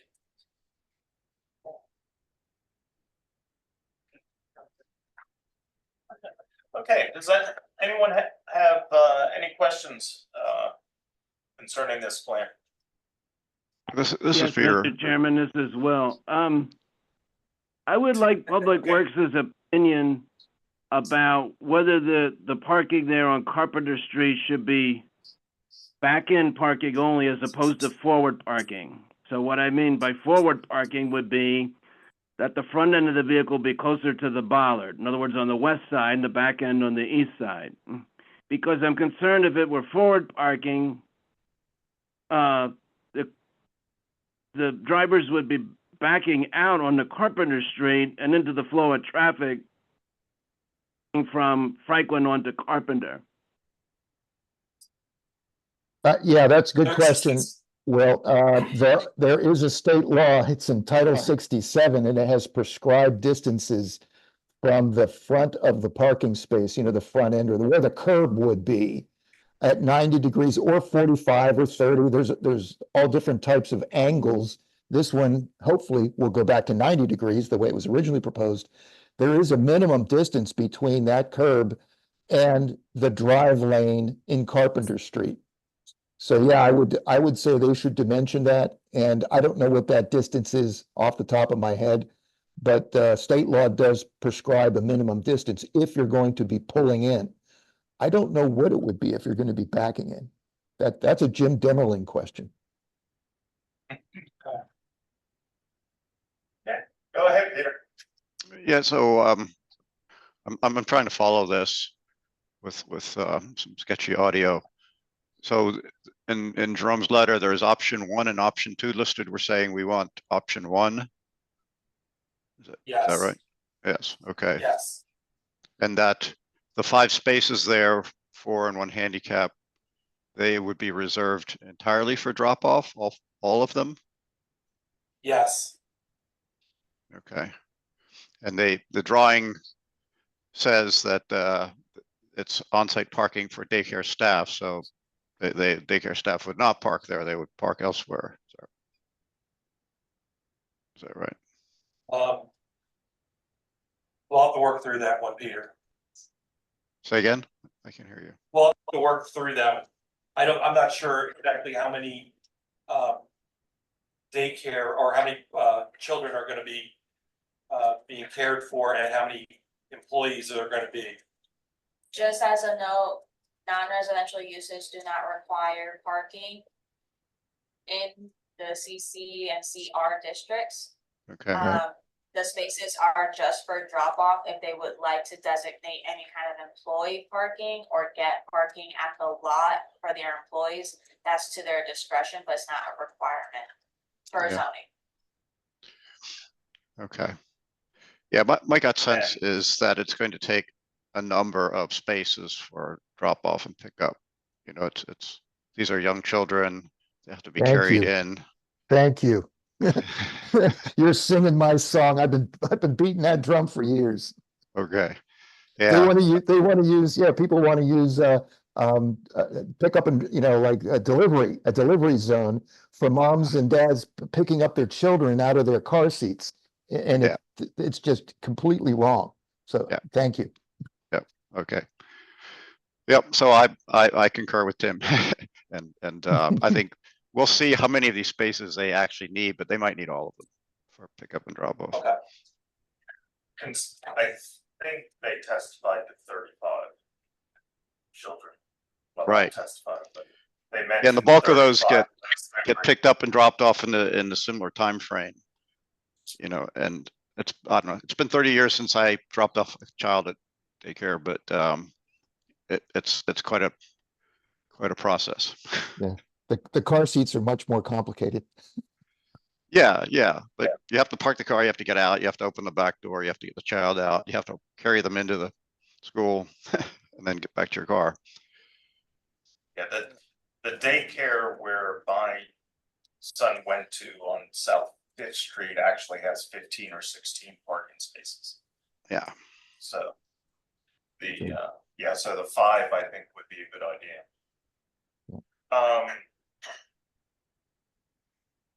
Okay, very good. Anyone else? Right, then, do I hear a motion to advise the applicant to submit a minor land development plan with parking option 1 as listed in the Hawk Valley Associates review letter of July 16th, 2024, with notes explaining the phases and the phases, and that planning modules are required during phase 2. Sorry. I don't know, Jerome, do you still want that note in the phases, or you said you don't think we need Well, I phases? think we can work out the phase issues on the plan itself. Okay. We'll talk to the applicant. So we'll leave the motion as is for now, and when we come to see the land development plans, I can revise it if needed. Okay, very good. Do I hear a motion? I'll do that. Okay, James, and I'll take Peter as the second. Okay, question on the motion? All those in favor, please say aye. Aye. Aye. Opposed? What was that, Will?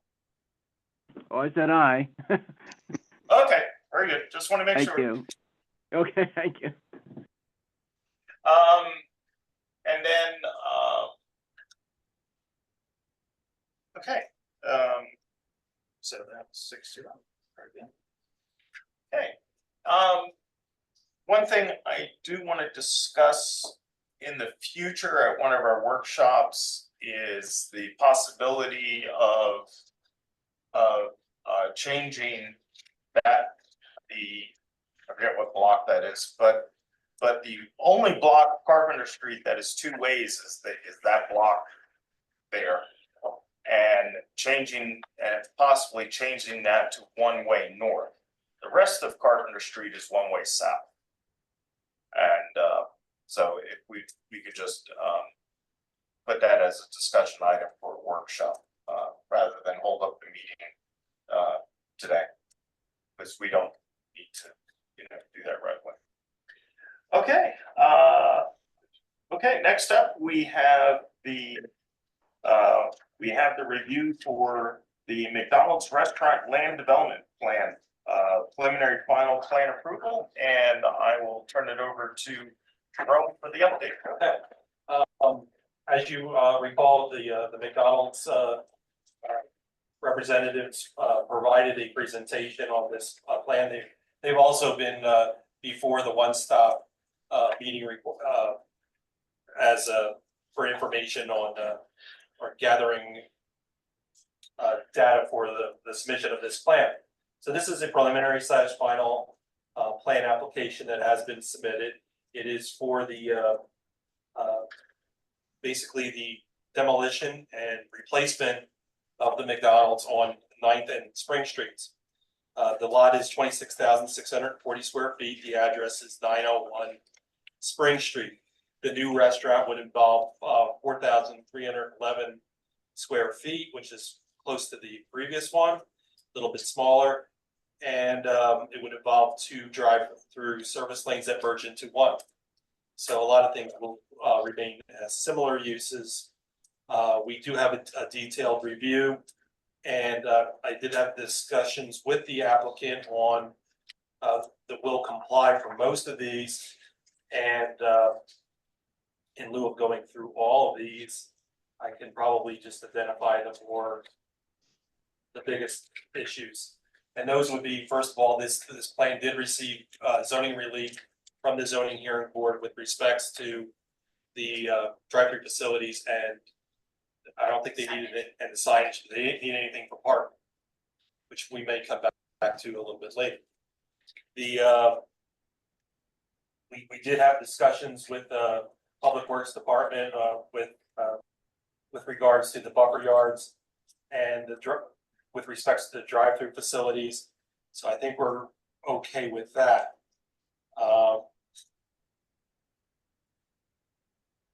As I mentioned, the signage is all outlined and it's in detail on the plans, and Emily is familiar with the relief that the zoning hearing board had provided with respects to a number of their signs. So we won't go through those. They did submit a traffic control plan, which does show the turning movements in which we've identified all the technical issues with respects to the ingress and egress, as well as we did go into curbs and sidewalks, which would also be evaluated by Public Works. They did submit also a stormwater management plan, which we did have a few technical items that they will need to address. Fire and rescue will need to make sure that they can have access to this facility. So let's get to the one that was discussed by the planning commission.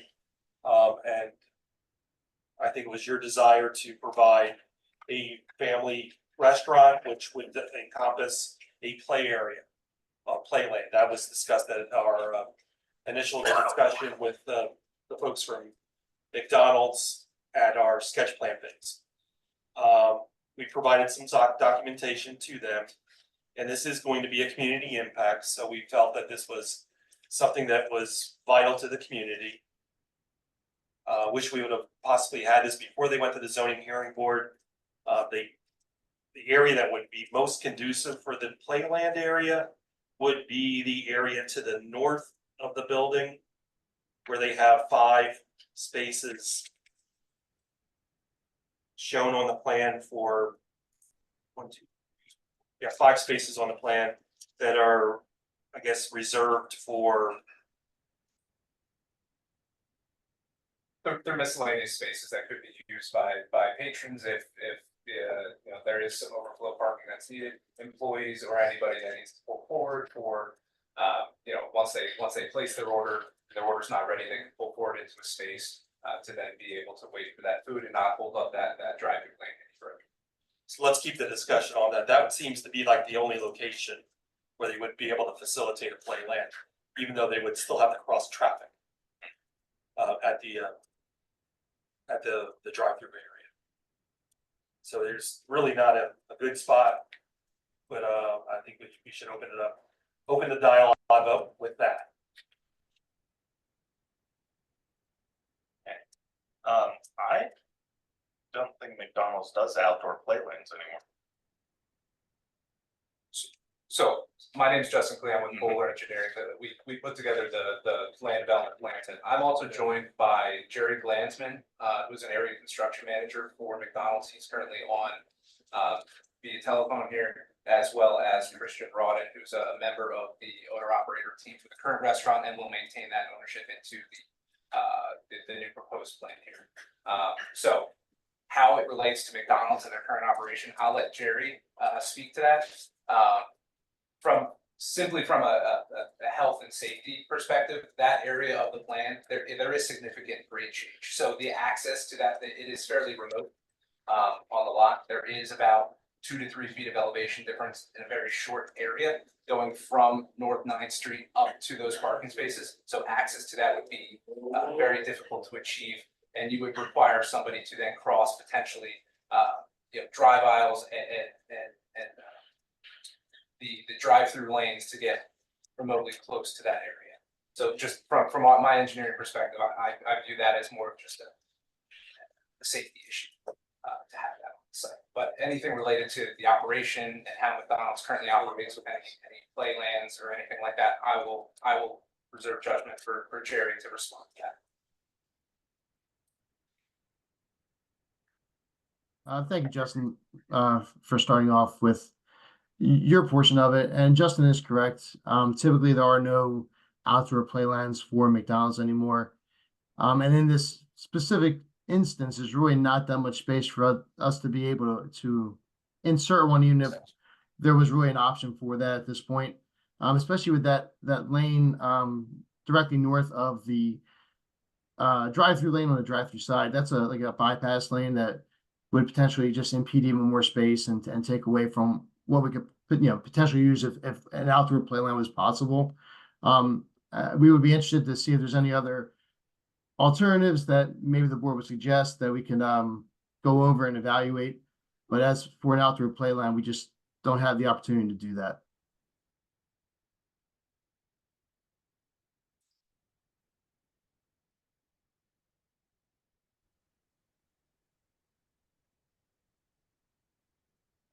In other conversations with, the owner operator team, they had expressed that it's just with the minimum requirements that McDonald's has for their play areas for this lot, it's just not really a feasible thing, and most of their sales, I forget the figure that was given, it's been a while, but big bulk of their sales is just drive-through. So it kind of makes sense. Yeah, especially at that location. I live close to there and the drive-through lanes are always packed and there's hardly anybody in the park. Yeah, I mean, there used to be one once upon a time, I had a birthday party there when I was like 8 or 9. But yeah, it's just their requirements for it has to be enclosed and like their minimum. It just, there's no space for it, even if they wanted it. Go ahead, Michelle. We were just discussing, for those of you not from the area, the city currently is constructing and occupied soon a new firehouse, and the plan is, as I understand it, the existing firehouse in Brighton and Marion, yes, is going to be torn down. But in consideration of building the playground, would Michael's have any interest in making a contribution to the construction of this new playground? That would be providing a play area and address the concerns, I believe, of the commission of having a play area, not on site, but to I know you're the only one here, I'm sorry if you love me, I know it's like you, but you facilitate and we could consider a donation plaque or something and Maybe write something. yeah, write something. Yeah. I don't know what the thing, we should, we can, sure, we would, if that would be something, I think. The McDonald's swing set. I just like. Go to North America, Spring Street, 2 blocks over. So I think Jared and I did discuss that. Jared, do you wanna speak to that at all? This is Christian Rod, the owner operator. Can you guys hear me? Can you? Because I'm getting very staticky. All of a sudden, it's my turn to go, and it's really staticky on my end. But if you guys can hear me, I'll continue. Yeah, I'm getting static as well, so. yeah. Although we can hear each other online very well. Yeah, Yes. I would never want to put a place in that any of that those spaces that you identified. First of all, they have to cross traffic in order to get to the place. So now, if you have unattended children crossing that drive-through lane, which is intended, the whole idea of redoing this is to make that more efficient so it moves faster. I mean, that's a non-starter as far as I'm concerned. And then. Another reason we're rebuilding this is for the efficiencies, and we need those parking spaces in order to park cars to keep the drive-through moving. And if you take that away and make it play place, well, then I'm losing some of my incentive to even undergo this project whatsoever, because it is operating as a McDonald's just fine right now.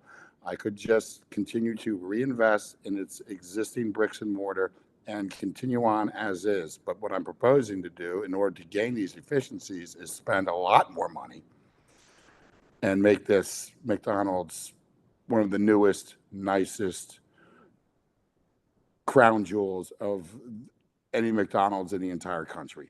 And so, yeah, like this whole, I don't even know if outdoor play places are even drawn up by McDonald's anymore. They are kind of a thing of the past. So in order for me to, require me to resuscitate that, brand that it no longer really exists,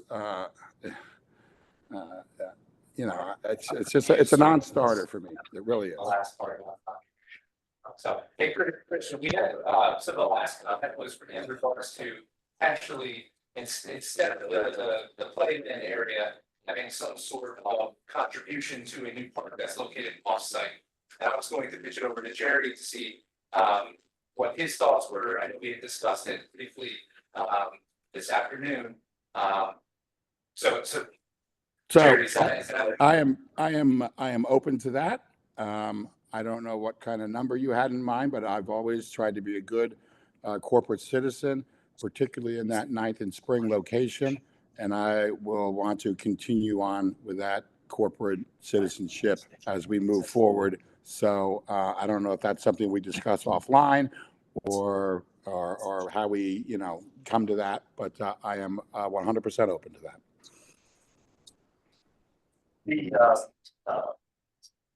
The new park is being held up because it's going to go over, if you're familiar with the neighborhood, down 2 blocks is 9th and Marion, the 9th and Marion fire station, which was built in 1886 or something like that. So anyway, they built a new one, and the park will go where the old firehouse is. And I'm sure that the city would really appreciate a contribution to kick that off, but it would be something that we'll have to kick over to the Parks and Rec, and then you would have to coordinate with them. Okay, I'm totally open for it. Yeah, right. But that's, I think we're all glad to hear your commitment to the neighborhood. So whatever contribution we work out, I think that could be applied to the plan. Yeah, we can say a reasonable contribution and we can have a discussion with the administration and Parks and Rec. It's like, a slide note, if this is something for the future projects, if the city wants to have these community aspects where, like play areas and stuff like that. And the previous municipality I used to work at, there was a subdivision requirement of dedicating parkland. Well, obviously, if you have a lot where you're putting a single family house, you're not dedicating public parkland. So in lieu of that, there are park fees. And so maybe that would be something, kind of like the right now would be like a volunteer contribution. But if the city wants the developer again to kind of have some more of a contribution for beautification and parks and things like that, maybe the city should consider some sort of park fee or something like that. We can definitely have that discussion. But I'm pleased that they're willing to do this voluntarily and cooperate, and I think it's a good compromise. We're getting to play something for the kids in the area. Yep, and removing potential safety risk. So other issues, I think it's going to be a local water. Absolutely. Tim, I'm assuming that the new planning modules will be required since it's going from one McDonald's to the other. Yes. The square footage being the same. Yes. And while we're on that, there will be a fee for the planning module review fee. And if Justin, if you want to email me, I can go over that and a couple other little things that I've noticed on the plan. Nothing major, but there are planning module review fee and the stormwater management review fee. So we can get started on that when you're ready to go. We did receive your planning module narrative, so that's being reviewed right now. And yeah, that's all I have for Waivers that right now. have been requested. There are 3 waivers that have been requested, which are noted. Yes. as, Yeah, we can talk about that. by radio. So the first is section 508, 512, which is to permit curbs to be constructed at a height of 18 inches with a 6-inch reveal and 7-inch top width in lieu of the required 8-inch. The next waiver is section 515-304, which is to permit a combined preliminary and final plan, which we are doing at this phase. Doing it as part of this review process. And then the third waiver request is under section 515-307 is to permit a so it's from two different sections. One, I believe, is the preliminary section and one the final section. So just And here, essentially a waiver for the same thing. So there's technically two waivers. Correct. Yeah. Okay. Very good. We can combine means. Did we take county comments? Yes, we got some comments from the 18th, or date of the 18th. Mr. Chairman, Okay. Yes, Nelson. yeah, we're having an audio problem. I don't know why. I mean, it's like we can hear what you're saying. yeah, So- we lost you for about a minute there.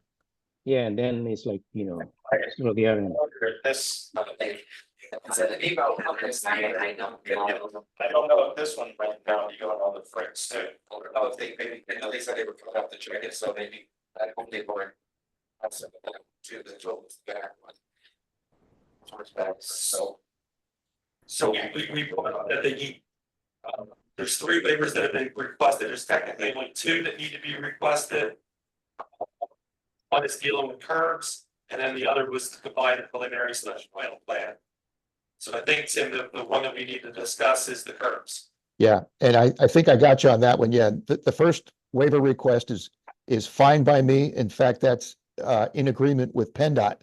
8-inch by 18-inch deep curbs with a 6-inch reveal meets the current city standard. And I believe it should also, Justin, meet the PennDOT standard when you're out there in the state highways. Yeah. Am I correct, Justin? Yes. Yes, that's what I thought. So I'm in favor of that waiver. And then we take action on the waivers first. Okay. And even though there's technically only 2, I referenced both sections regarding preliminary and final. Okay.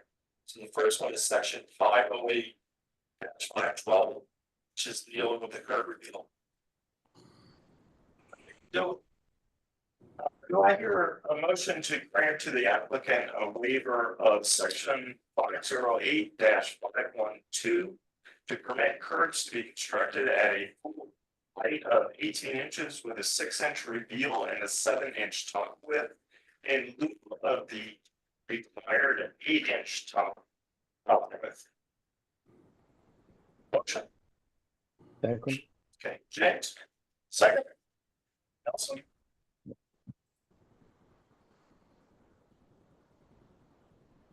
Question on the motion. All those in favor, please say aye. Aye. Aye.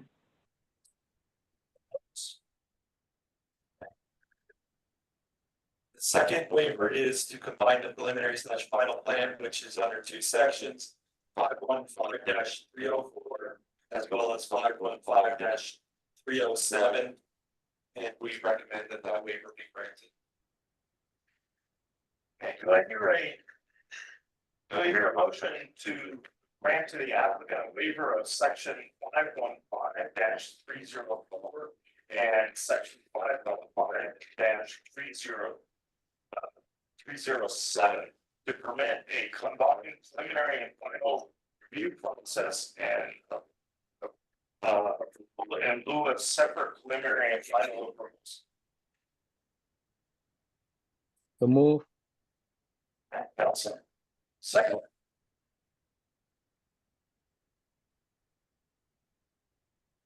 This also. Okay, thanks for. It's your first one. Any question on the motion? All those in favor, please say aye. Aye. Aye. Opposed? Motion. And the waiver is granted. We take action on, or do we need to take action on the in lieu of record contribution? What's that, the direction you gave? I think we'd make that if we're going to give approval. We're not gonna give approval. Okay, so, yeah, let's make a recommendation that in lieu of the, said in lieu of the construction of that, the commission recommends a reasonable contribution. So, submit the revised plan, we'll consider approval next month. Once the planning commission approves the plan, there is no other steps. You don't have to go before council. So you just have to meet the conditions of approval. There's too many of them now, but we'll fine tune it, so I think you can make the revisions. We'll give you further grace period for the submission of the plan, just let slide it know what your schedule's going to be and make sure we fit it in for next month. And do you want to make a motion to recommend the contribution? And do I hear a motion to recommend a contribution to the construction of the new cabins proposed at Life and Marion in lieu of building the playland?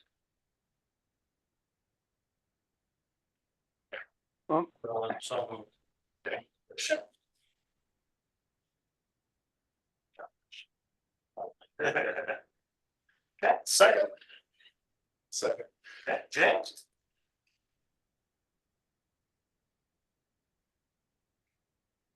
Okay, question on the motion?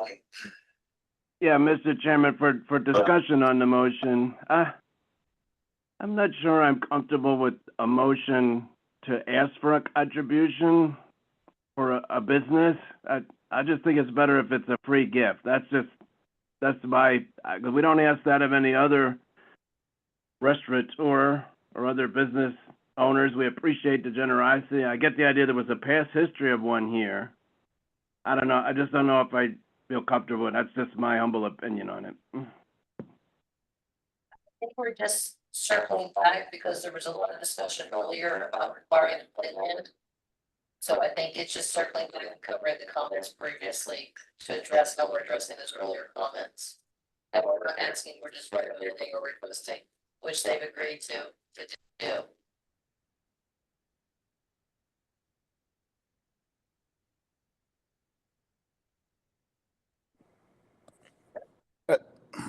Hi, this is Christian Rawdon again. Hope you can hear me. Yes. Listen, I don't know how you guys want to word it, but I certainly don't intend on,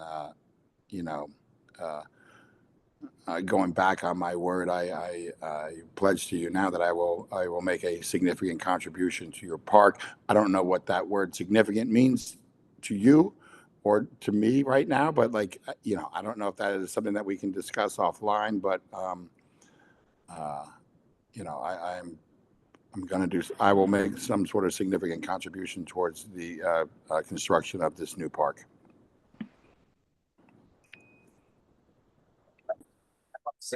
There's a difference, though, there's a contribution, the fact that there's an acknowledgement, let's say like a placard compared to a gift where there's not really an acknowledgement of a placard. So there is a difference, and I think that contribution is the right word, especially if they're gonna be provided with a placard, which I think that it's well deserving, in my opinion.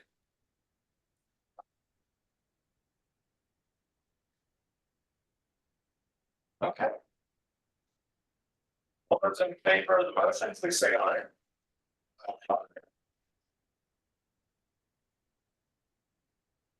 Opposed? No. So I believe that, you oppose a second, right?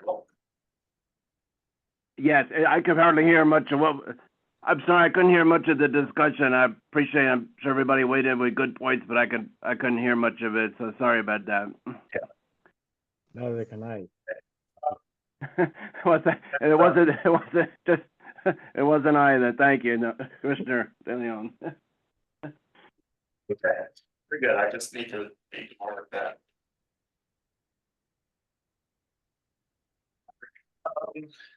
Very good, here, I'm quite ready to, run approval for this plan, but they do have, they do have the waivers, so. Yeah, actually, I have to ask if anyone has any other questions concerning this plan. Yeah, Mr. Chairman, this is Tim. Has there been any activity on the driveway HOPs? I'd like to just hear an update on that, if there's been any progress on those. Currently, scheduling the scoping application meetings with PennDOT, just to Good. scope the work, and then from there, we're gonna get directly into that HOP. Yeah, and Justin, as you probably are aware, the HOPs, especially for driveways, are time consuming. For some reason, for the last year or so, they have been taking a long time. So it's good that you've got that started. Glad to hear that. Yeah. Very good. And hearing nothing from anyone else, do I hear a motion? Do I hear a motion to table this plan? So move. Okay, thank you, Nelson. Second. Second. Speaker. Okay, question on the motion? All those in favor, please say aye. Aye. Aye. Opposed? Very good. There's one other thing I did want to just get your guys' feedback, so I know when we were before you in April. There was discussion about the architectural, I believe we sent you the architectural renderings. I think it was just the elevation. Just the elevation. So yeah, get the renderings. So I just want to make sure if there were any additional comments you had on some of those updated renderings. Again, Kirsten had sent them those through to you. I just recall that being a discussion. It was going to be the suggestion of to coordinate the coloring. I think it was the gray with the that's getting more into it. So we're working on that palette to make sure that's as close as we can possibly get it, so that there's consistency. Okay, yeah, that would be great because, yeah, it would make the building a little dark and perhaps have a negative visual impact in that area because of the bank and also the trust company across the street has that same point sandstone coloring or whatever you like. Well, yeah. So, okay, very good. Okay, thank you. Appreciate your time. Hey, guys, this is Christian Broaden one more time. Sure. Again, I hesitate to vary from the prototype. That was designed by professional designers. And they, trust me, they took color in mind when they designed it. And now, because there's some old archaic bank building across the street, I used to bank there, we're going to change the McDonald's standard, which is the standard nationwide, perhaps even globally, to, you know, that the building is going to become an icon. And now we're going to screw with that, like in order to blend in with the environment, and the environment may not last as long as my building. So I hesitate to leave the McDonald's. The to people get at away from McDonald's the McDonald's color palette. redesign the one on Lancaster Avenue according to our recommendations. Yeah, again, the internet connection now is somehow the one that's coming out of the room is bad. I can hear everybody else, but not what's coming out of the room. But those are just my comments. They employ pay a lot of money for a design team to make the and there's a standard color palette. And I am very hesitant to get away from that. Those are my comments. So you can discuss this offline. Yeah.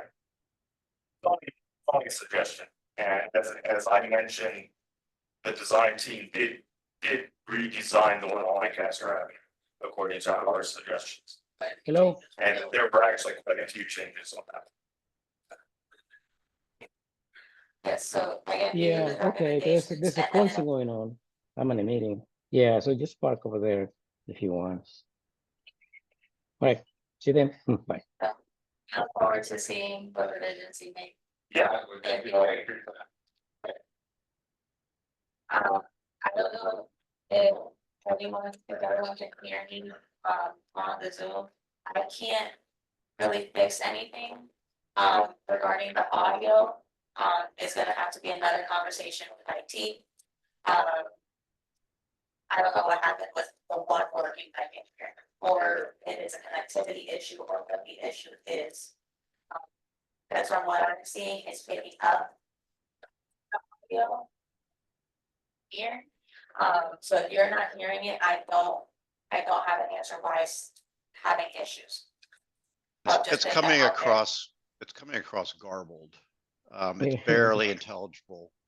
All of us who are remote can hear each other perfectly. Mm-hmm.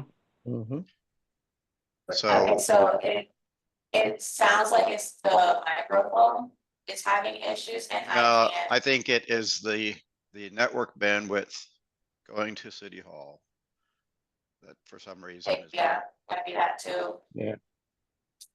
What thoughts on, you think if one of us called in on our phone, would it be better to hear? Well, then everyone would have to call over the phone, call in and everything. Okay. Yeah, Emily, we're getting notices that the internet is unstable.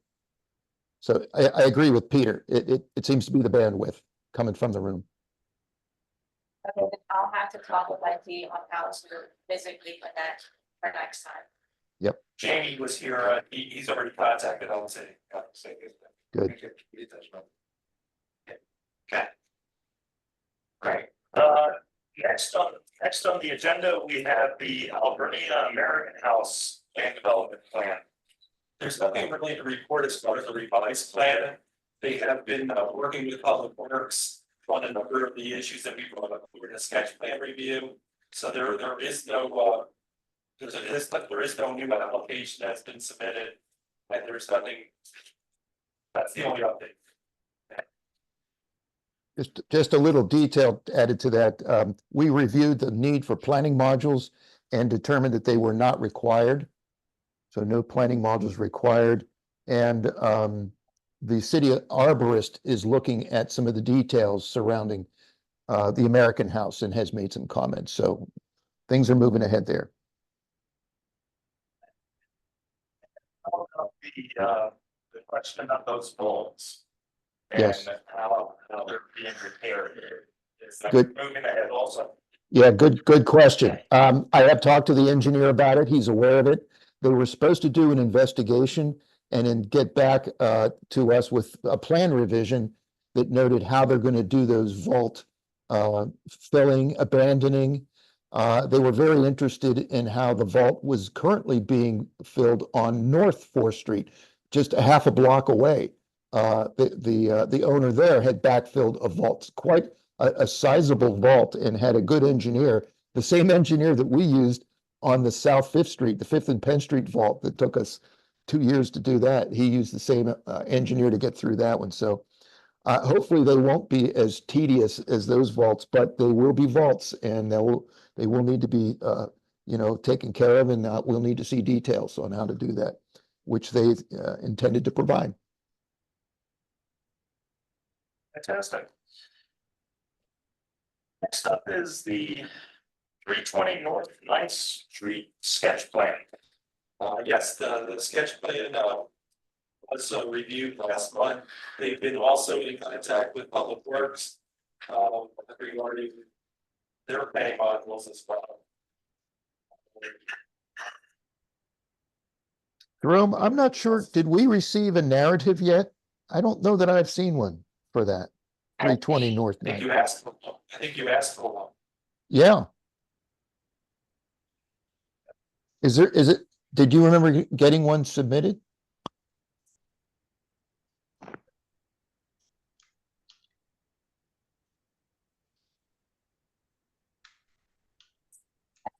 Um, I directed their architect and their engineer to contact you to send that. To determine whether or not modules will be required. So I haven't received anything. I don't know if they sent it directly to you. I believe they have Locate. Yeah, again, you're kind of garbled, Emily, but I think you said that you had requested that they send us the narrative. I think that's Dan Lounslayer's project, correct? No, that's Floodgate. Oh, Ludgate, you're right, Ludgate, yeah. Yeah, so we would need to see that if he hasn't already done that, so we can make the determination. I understand it's 3 parcels, so we know we're working with at least 3 EDUs, but we'll need to see a narrative. Is there any discussion? We haven't gotten a sketch plan yet. No, that is the sketch plan. Oh, they just. Okay, I apologize. They just submitted this sketch plan. So we'll have that for more discussion on in August. Okay, great. That'll be I think that might be a nice project for that area.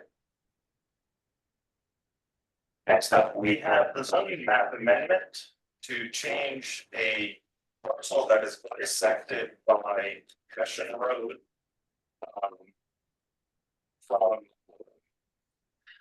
From preservation to one on end of the road. Yes, so this has been in action for 8 months. Staff had initially received correspondence from the petitioner. And a review was issued by staff on December 1st, 2023, with respects to the petition, which is a 2.38 plus or minus acre tract of land that is located along Hessian Road. The property is currently in the Peak Preserve zoning district, and they would like it to be rezoned as the R1 zoning district. The staff did land use and zoning assessment, a review of the comprehensive plan consistency, environmental assessment, and supplemental information that has been submitted. In conclusion, the staff does support the revision if it is not spot zoning. Land is contiguous both across the street and also to the west. That is also zoned R1. So the petition can be considered by the planning commission. Council will consider this at a hearing. They did do the background requirements with respects to submitting the zoning change application. There was a pre-application neighborhood meeting. So it looks like they have everything in order on their end. We have not, to the best of my knowledge, received a review letter from the Berks County Planning Commission. It's now in 87 days. Yeah, so we can take action on this. Yes, because it's exceeded 30 days. Yep. And so We all communicated, the city has communicated with the county, or at least my understanding, got a response. It has been sent at least twice directly to the director, I believe. I think extensive publication has been done regarding this, and that is going to be well exposed. So planning, it seems that council is going to be scheduling the hearing, so they need a recommendation, I guess. Yeah. Okay, does anyone have any comments on this zoning map change? Hearing none. Do I hear a motion to recommend to council, to city council to accept the zoning map change of this particular parcel reservation to the R1 zoning district. Is the, excuse me, Mr. Chair, is the motion to accept or to approve or recommend? What would be in City order? Council, the recommended to city council. Recommend? Yeah. To approve the, it's an ordinance, right? Yeah, to recommend the zoning map change. Yeah, to recommend the zoning map change, which Okay. then they would need to do by ordinance. I'll offer that motion, Mr. Chairman. Okay, thank you. It's got to put it in the right place here. Okay. Do I have a second? Second. Okay, James? Question on the motion? All those in favor, please say aye. Aye. Aye. Opposed? No. Very good. Yeah. City council has their recommendation, they can move forward. Okay, Mr. Chairman, this is Will again. Now that we're done with the plans, there's some loose ends, if I may please address from earlier. Yeah, we're not done yet. We still have people in the room to take care of. For which part are we going on to? Number 13? Yeah, we're going on to number 13, the reaffirmation of approved plans, and the rest of these is here for that. So Okay, well, that's one of the ones I wanted to talk about, so I'll hold off till you introduce that then. All right. Okay, so that's good. Go ahead, John. Okay, as you heard from the previous part, item number 7, thank you. 7 on our agenda. This is also the Woods annexation plan. So the Woods annexation plan, as you reviewed and approved previously, the applicant has not yet reported on the plan. So we're now we're still in the same position that we were several months ago. I think that it was January. Okay, several months ago. And they'll need reaffirmation since it's been 90 days and they haven't reported the plan. Alright, so, yeah, at least these, that's our, what's the name, / that house fencing here. Yeah, we had, got the additional approval for the annexation, a number of the properties now at Dogworks, not to be confused with Dogworks, that Mr. Builder was here representing, but it was. They now at least vacated a portion of Fulton Street. And actually sitting here and hearing that, I recognize why it wasn't, because we were waiting for their instrument number to go up into the vacation on that street. That being said, we're looking for a plan of reaffirmation to complete that gets recorded. Your zoning office with completing the instrument number instead of recording information is complete. I do have a sort of seal copies of the annexation plan as conditionally approved. Survey and the owner, I have 5 copies here. I'd like to leave them here and we can check, determine if there's anything that would prevent that. And the plan, even though the Thorn Street's not vacated, takes into account what Tim was saying about maybe some, like you were getting more, is that taking?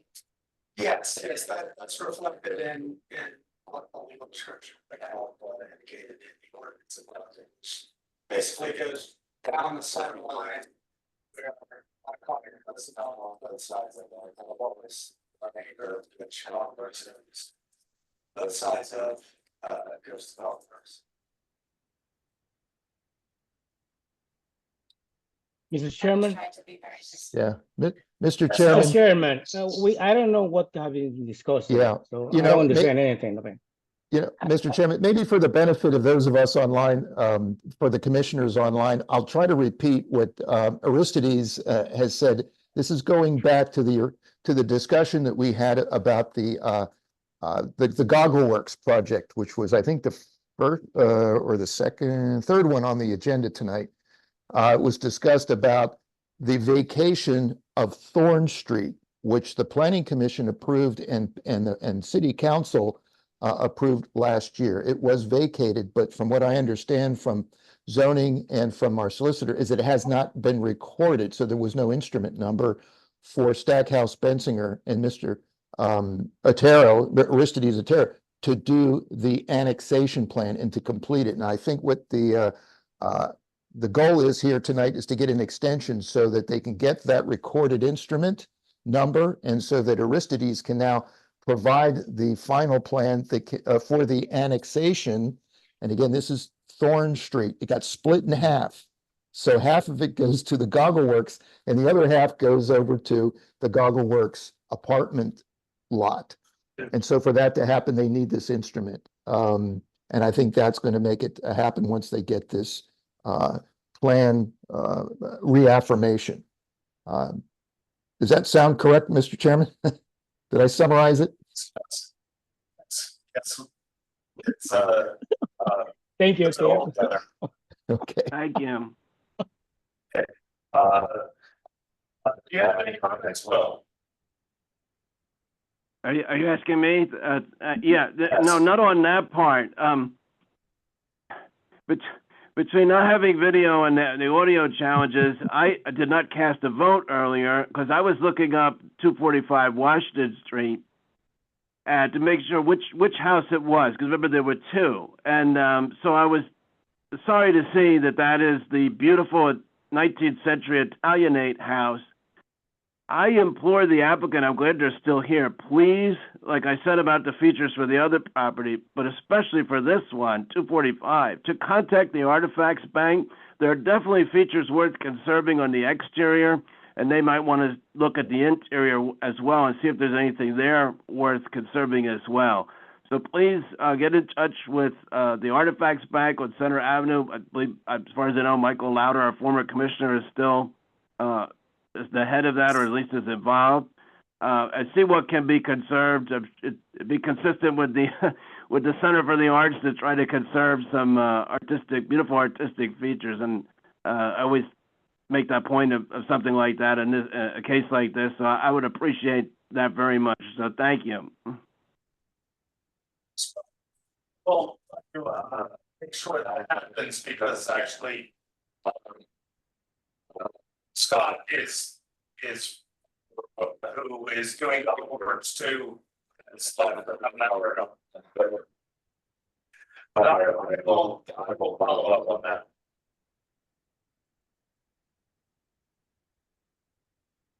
Thanks. Okay, any other discussion on this plan? Okay. I would just recommend a condition of approval or reaffirmation is that we get a copy of the recorded exhibiting the annexation.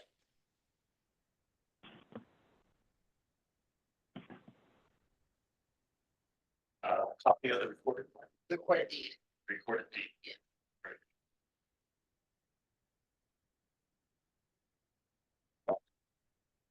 Do I hear a motion to grant a plan reaffirmation for the Goggle Works annexation plan? Provided that they supply a copy of the recorded deed to the Planning Commission. So move. Do that. Okay, Nelson. And I'll take second for Peter. Question on the motion? All those in favor, please say aye. Aye. Aye. Opposed? Okay. Thank you very much. And thank you for your patience, Rusty. So I get some money tomorrow. What's going on? I don't believe this here. Thank you so much. Okay. Next up, we have the reaffirmation for the Fern Street car wash plan. Yes, this plan has been approved and reaffirmed several times. By the planning commission, it's probably more so to do with, financing the project and, doing the municipal improvements. Anyway, nothing has changed. Is You're, Mr. Rowland present? Is there anyone from the builder owner present at the meeting? No. I talked to Mr. Rowland a couple of weeks ago. The city wants to pave Burn Street. We want to do the whole thing, including the block along the Fifth Street car wash. And it would sure be nice if that could get built, because, you know, the curbs and the driveways affect that 500 block of Burn Street, and we'd like to have those curbs go in before we go through there and pave. That would work out well. So I had mentioned that to him, and I understood that they were going to try to get started next month. So hopefully that works. Is this a really big development that was planned? Street. Yeah, this is the old, Expenses. oh, this is towing, the company that used to have the city contract to tow cars in the city. So, okay. We need to discuss it with big public. No. That's next month. Yes, because they're still in zoning. Actually, what is it? Next month, they get their decision in August, so if they are granted their variances, we might see them in September. Okay. All right.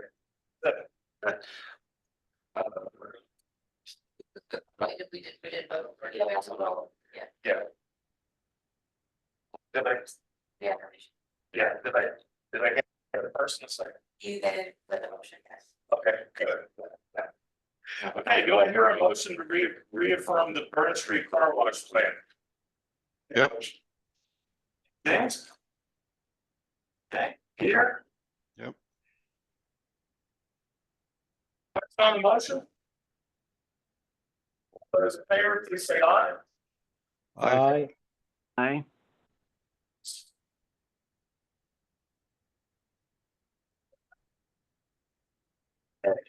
So we can invite John Parker to the table. Yeah, I'll sit up. Fall asleep. Next up on the agenda is the waiver for the Sunoco station at 200 Warren Street. I'll run it over to Jerome for the, yes, this plan was approved by the zoning hearing board. Zoning relief was granted for the two uses. This was a little bit more complicated a few months ago as a result of the point of ingress and egress. And with their improvements along Route 12, have cut off one of the points of ingress and egress that may not have had an HOP. So it's that resolved one of the issues for the applicant. The applicant also has facilities that he demonstrated to the zoning hearing board in order to facilitate a second use on the property, which would be a second floor apartment for either an employee or the manager of the property. So having said that, the applicant is seeking a waiver of the land development plan since there's not much activity to show, but we'll let John do the presentation.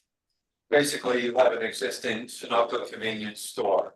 The second floor, the first floor is the convenience store. They take the money, they sell their goods. The second floor is currently being used for storage of that facility. So the only thing that's being performed on this particular proposal is no change to the outside of the building.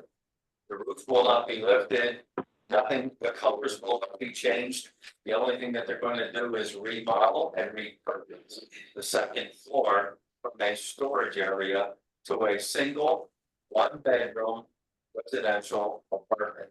And as stated and testified during the zoning hearing board meeting, was that either the owner, the manager would occupy said apartment. So with that, we're requesting a waiver since there's no changes. The impervious coverage will be altered, stormwater will not be changed. Now that Warren Street bypass has been, we'll say, updated, they actually closed one of the entranceways onto Warren Street. So right now we have two out of the Chester and one which is the outgoing one that you automatically would turn right or north onto Warren Street. So therefore, with no physical changes to the site, and for that reason, we're requesting a waiver of land development. It would this still require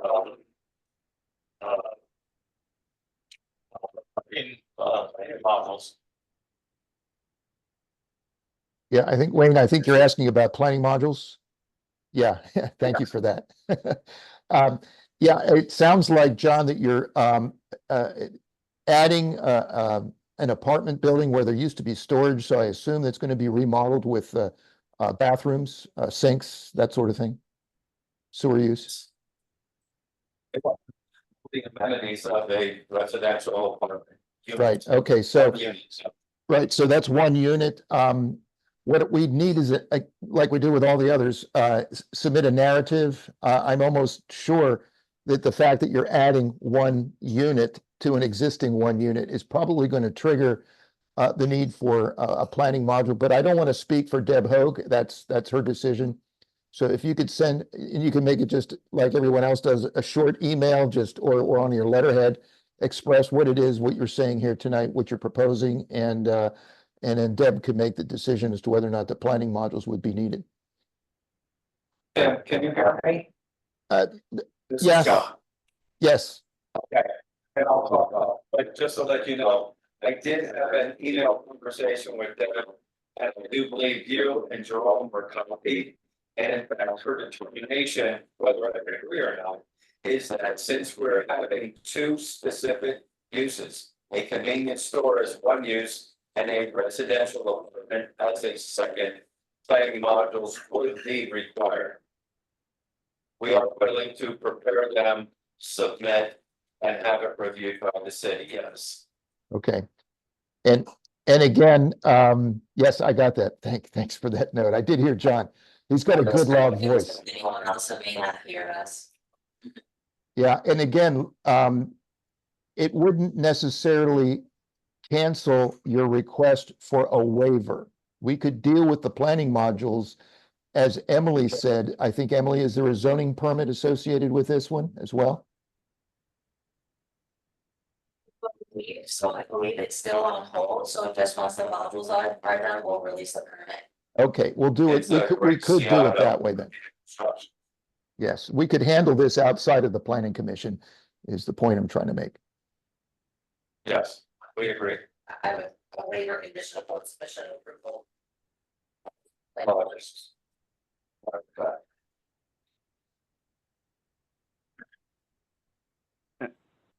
Yeah, I was gonna ask if, I think maybe our solicitor was saying, could we do a waiver that's conditional? Just in case anyone can't hear us, I did put the motion in the chat. Yes, that sounds like a good idea. Very good. Any other discussion on this one? Do I hear a motion to grant a land development waiver for 200 Orange Street with the condition that the sewer modules will be completed? Make a motion. Okay, James? Second. Christian? Okay. Question on the motion? Those in favor, please say aye. Aye. Aye.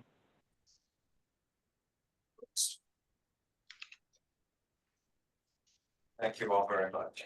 This was a good example of where a land development thing can be made. Yeah, and the second one. Thank you. Something similar. Good that you're in your day. Have a nice night.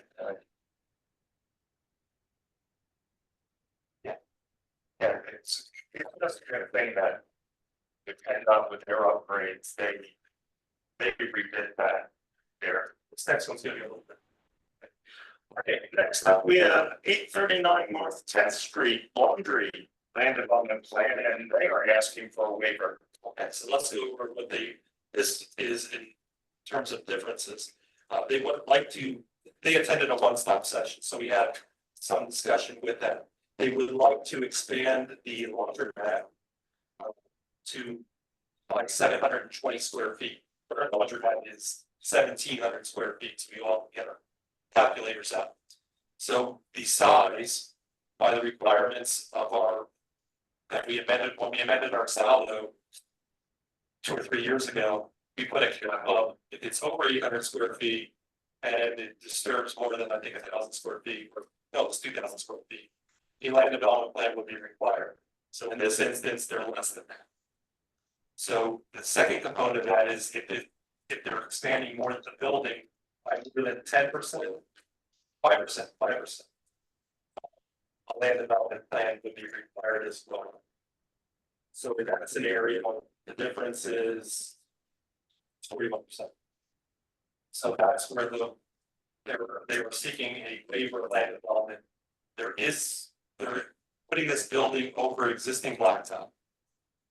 The parking facilities, they provide with the number of spaces based upon the number of machines that they're going to both the existing and proposed conditions. Yes, so, from what I remember, and I told her that it would still go through a zoning review, so we would verify the parking.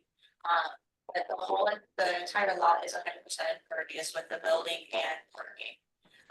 Parking is contingent on the number of washing machines, which from what they had stated, they're not adding, in fact, I think it's only a few they were adding, they're mostly adding dryers. And so the parking requirement is just based off of the actual washing machines, not the dryers. And so their preliminary concept, they're still good with the parking. They were provided advice on, for the restriping and maybe today some wheel blocks and things like that. But this would be kind of another one where if a waiver would be required, review and determination of whether planning modules would be required. They will still need to go through zoning hearing board because it's a non-conforming use and there are certain things with that. But yeah, so their waiver is just because of that 5% stipulation. So if they were less than the 5%, they wouldn't even need to see us. But we have mentioned to them that based on the conditions that are specified in the saldo or plans accepted by standard procedure, they would need to ask for a waiver request, which they have. And one thing about this lot is that as Emily stated, it's 100% impervious, and I don't know if it's I can't remember if it changed it in zoning but with it's over a certain number of spaces requires landscaping. So it's already existing, so they have those things are buffering, screening, landscaping. Look at, it's not conforming, so we wouldn't necessarily be unless you decide to deny their waiver request and go through planning commission, you make that a requirement. For zoning, we can't require them to do it because they're not changing the use. Lists are 33 feet. So that for ingress and egress, they're where the adequate parking spaces conform to our requirements. They're using existing points of ingress and egress to Windsor as well as North 10th Street. Are there any street trees that could be replaced or anything? I don't think there were any existing. I don't let them dig up the sidewalk if there's something that's dying or. They're showing it as existing sidewalk out of plants. Yeah, there's currently nothing, but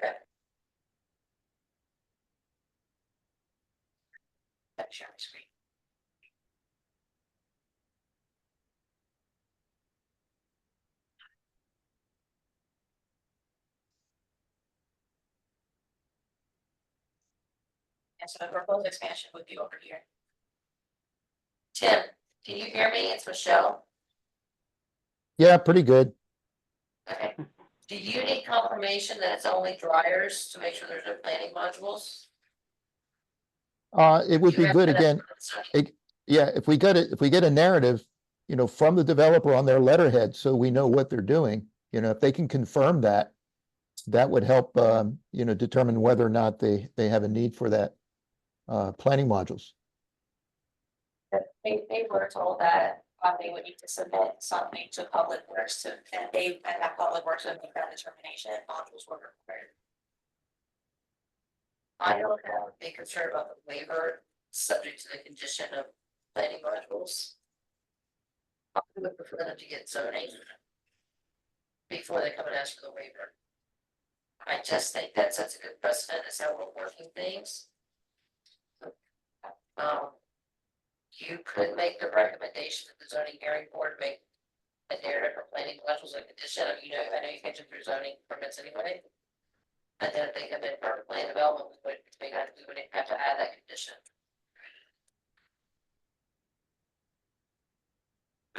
Tim, they're stating that the existing wastewater is 3,398 gallons per day, and that the proposed conditions will be 3,659 gallons per day. Yeah, we got to understand what, again, is the already existing sewer approval. What has already been officially approved for that lot? I don't know the history of that lot. Maybe they're okay. Maybe they've got enough for 4,000 gallons per day. I don't know.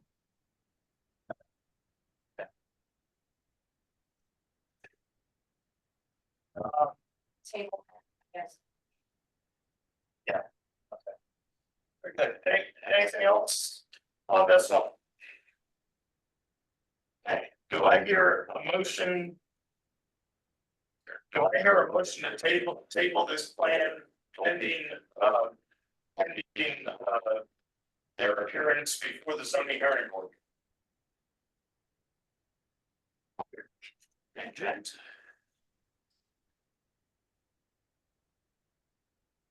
It's getting very mixed up here. Second. Yeah, awesome. Okay, Christian?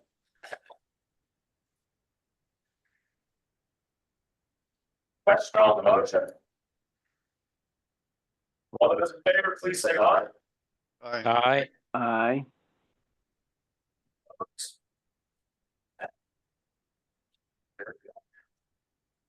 Next is a waiver request for land development of 1026 Franklin Street. This one's a little bit slightly different. This is going to be for an expansion of a parking lot, which is going to include 7 parking spaces. If we're 10 or more, we go through land development, because that would trigger impervious coverage and stormwater management plan requirements. However, this is 7 spaces, so it goes to anything over 5 spaces goes to Public Works for review. Public Works has corresponded with the applicant as well as the zoning office. The applicant would like to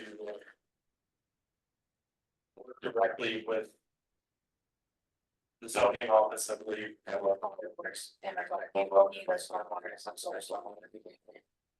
That will be reviewed by Public Works, but they would like a waiver of full land development plan for this. So the Public Works is, this is not a good time of year to talk to Public Works about any project. Or give them additional stuff to do. So, yes, it would be a waiver of land development, but we can review it on the community development office, same way we review all the plans, and then just provide the comments to Public Works. Is that a correct assessment, Tim?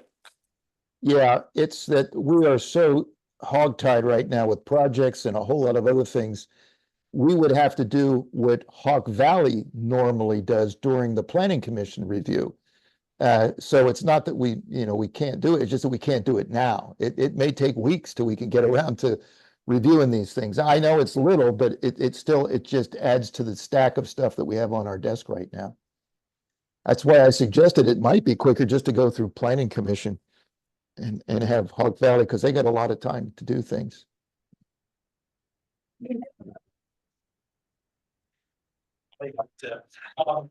Yes, we can make this work in an efficient way, but it would not be an official land development plan, it would be more so a site plan.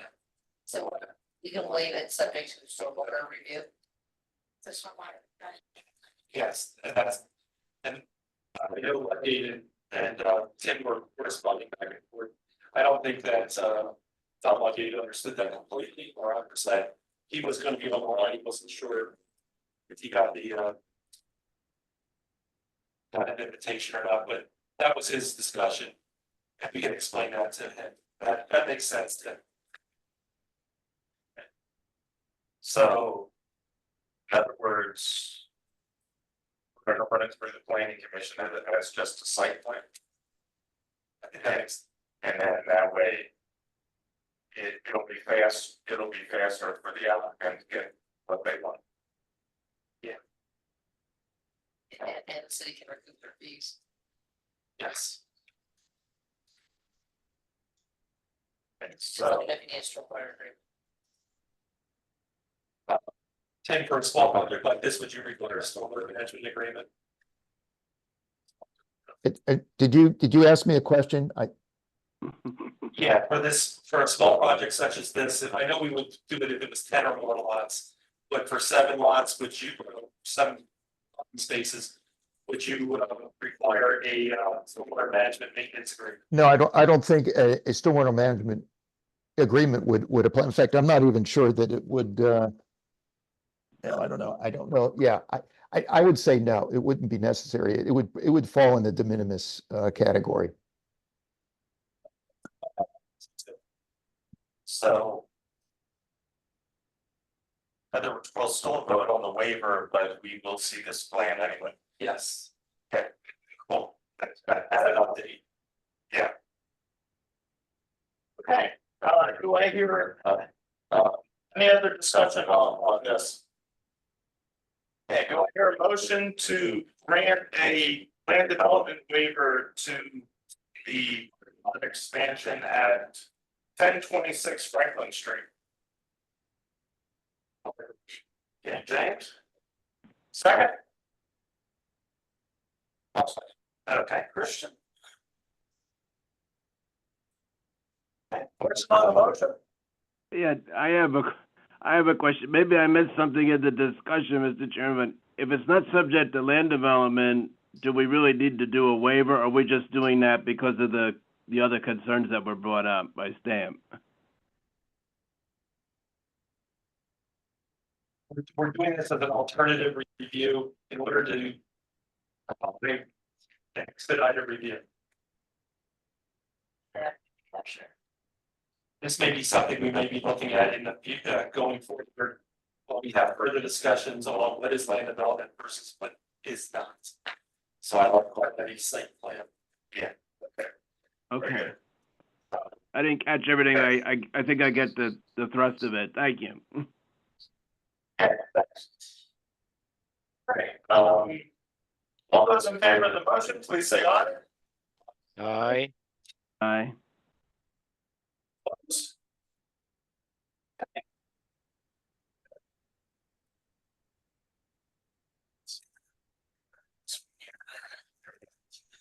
Okay, next up is yeah, it's a land development waiver request for 1501 Mineral Springs Road. It's not actually a land development request, it's a conflict waiver request. Our firm has been approached to represent the applicants, the owners of this property, who are in the process of seeking zoning hearing board relief to convert an elderly care to apartments.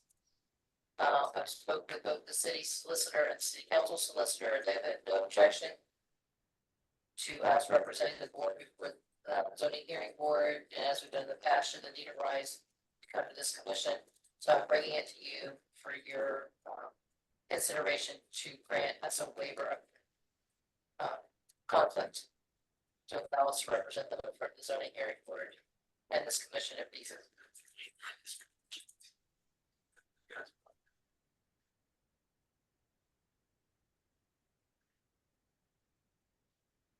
Okay, For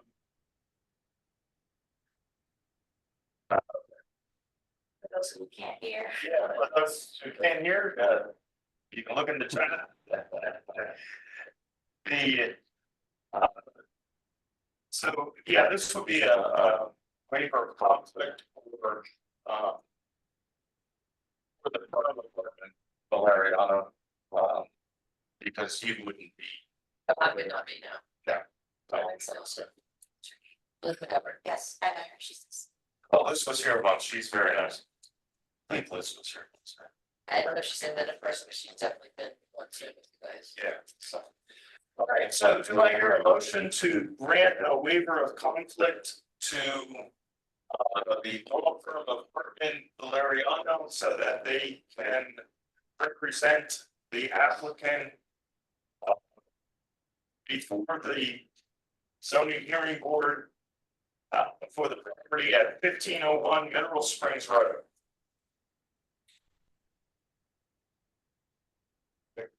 Okay, James. Okay, second. I'll second that. Okay, all those in favor of the motion, please say aye. Aye. Aye. Opposed? Yeah, very good. Okay, and then next up, we have a waiver for. Yeah. One of them North Front Street, Jerome. Oh, two again. We represent Opportunity House and they will be seeking relief, to convert, I don't know what exists there. Their the last approved use was, manufacturing, where it was a manufacturing warehouse. Okay, yeah, so manufacturing warehouse, I think it's a special exception for use and possibly a variance for working. For Opportunity House to convert this to low income housing.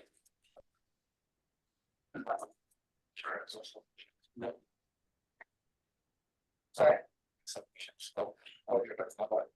It's going to one north, it would just be the waiver of conflicts. And, their firm represents the new owner of the property and they're seeking for adaptive reuse for. Tenants. Most likely see it. Without, is like that documentation, so that we help that. And then go get it. Waiver. Oh, the application hasn't been spent yet. But no, it's we have to go zoning hearing first, so once we get, yes. Just a question out of curiosity, so they come with these people and, people, so. I don't personally represent Opportunity House, and because I'm trying to keep a little bit of a wall between representing them in front of the city and representation of the planning commission.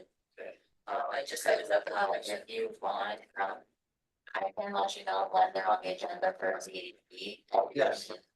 During ZHB, there is a section for public comments and questions. And, you, are more than welcome to participate.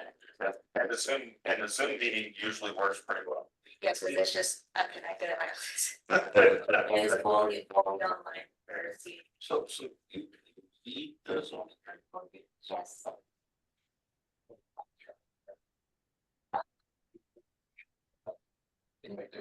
No, I mean, if he has interest and I can make sure that Chris has, but that agenda, is also sent out citywide. The city clerk does get it. I don't know if she disseminates it to the commissioners, but I can make sure that Chris is aware of when they're on the agenda if he wants to ask questions. Yeah, but. So here's the August one. Since it's early, this, I won't be here. Yeah, Next week. yeah, so, and then if there are.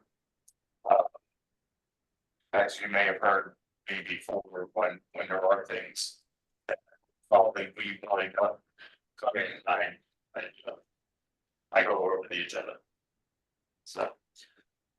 All right, do I hear a motion to to, grant a waiver of conflict to Alberto Valeriano so that they can represent Opportunity House before the zoning hearing board for the property, 101 North Front Street. Make a motion. Okay, James. Second. I'll second. Question? Any question on the motion? All those in favor, please say aye. Aye. Aye. Opposed? Thank you. You guys can go to town now. All right, so your next up, is the announcement that the planning commission will have a joint meeting with city council on August 19th, 2024. For some reason, on a Monday night, when I had no other meeting to go to, I watched city council. I heard the discussion about the zoning amendments, the comments about from David Hunter. I reached out to council solicitor, Mike Dunbar, and suggested it might be a good idea so that council could understand why these were proposed and have David Hunter be possibly so. The 19th was the offered date by council. Is it fine? Yes. We did for Simon forwarded and agenda. I think everyone was on that email. They have allotted us 30 minutes to write the downtown flex plan. And they have allotted 45 minutes to complete the zoning and some of the amendments. So I may ask if we can do the amendments first, because I have to be somewhere else at 7 o'clock that night. yeah, I'm not so involved with the downtown plan. Yeah. So, yeah. but just so you know, it's only 45 minutes for discussion on the zoning and salvo amendments, so, we'll have to kind of come up with. I think we can work on some of the things in advance, once we have the opportunity to talk internally on with staff. On how we can make the necessary revisions to satisfy what council had given us time, which we did already. We made those modifications and sent it back. But as you saw, could see from today, we were able then to make an adjustment with the terminology of the development plan versus the site plan. And I think we could work out some of the informal submission as a site plan, and then the ones that require more of a formal submission, the land development plan. So municipalities do sketch plan of record, so we have something recorded. I think they're still gonna have a problem with that. Okay. Basically, yeah. Yeah, that's along the same lines. We do have site plan defined in our zoning ordinance, and it's more so something that you submit with your zoning permit application. But we can modify that definition to be more inclusive. I think that would be the best way to resolve this issue versus having a fight over what's land development and what's not. I think the attorney department unfortunately is a conflict that night as well. Okay, we will have a zoning solo tutorial on August 12th. Yeah, again, I was watching the meeting, we have several new council people, we have several new commission members. I thought again, it would be good to have a basic, to council. Because they're not so involved with the land development phase. A lot of jurisdiction to have a very basic interim, you and I talking with Attorney Gumpar. Not even, I won't say 101, it's a sub 001 class. So with all the new members, we thought it'd be good to invite the commission as well. And I think that's a fact a lot. So, yeah. Yeah, that's also. So I think that's a 5 as well. I have to be somewhere else. Hopefully we got all of that discussion taken care of that as a prelude to the discussion of 19. Yeah. So Attorney Gumpar and I are putting something together, we'll include Simon and Emily as part of that. If you guys have any thought of something we should cover or explain, you know, it's basically pulling on the NPC and say, This is how things work, so. Yeah, indirectly, with the current council members as they've come, help me their constituents and stuff. I've been doing a little bit of like education and things like that, but having kind of like an overall to be like, this is what zoning is and how it relates to planning and things like that. Cause a lot of the questions from my perspective is, why do things take so long? And it's because zoning requires certain things before they can release a permit. And a lot of that falls on really the applicant in coordination with planning commission and their, and the professionals that the applicants hire. And so just that realizing we're not holding their permits just to hold them, we would like them off of current status. But you know, if we can educate the council members a little bit better, they might be able to guide the constituents better. And you know, it will just come full circle. Everything will become a lot more efficient. All right. I'll turn this one over to Simon, for discussion on the joint meetings with the West Reading Borough. Proposing dates that we would like to suggest to West Reading about when we can meet. I got the liberty to look at the calendar and I just came up with some dates following how they were responding in our last conversation. And I would like to table this before you to hear your thoughts. And if you have alternative recommendations, I will definitely take that. Then I will be communicating to them this week. The first date that I proposed was August 8th, this coming month. The second one is August 22nd. And the third one is September 5th. So those are the 3 dates that we have proposed. If members feel we can, work better on any different date, I welcome that. But I'm going to put this in a meeting, in an email, and I will be sending all of us so that members could maybe do change by sending it out. Yeah. On a side note, we started the pickleball team. So, We need a fourth member though. not that it's relevant, but if you had T-Mobile, they were giving away free pickleball sets today. And I have acquired one, and so I will be taking my mom to the pickleball course to test out the hype and see what it's all about. Yeah, it's just everywhere. Yeah, so look out for that email.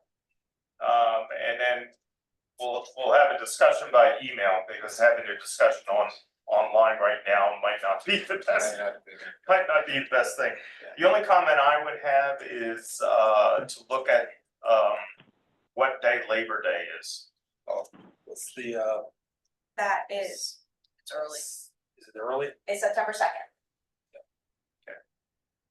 So this, The 5th is that Thursday following Labor Day. That would be Tuesday. I can't do all the same for August though, but, or September.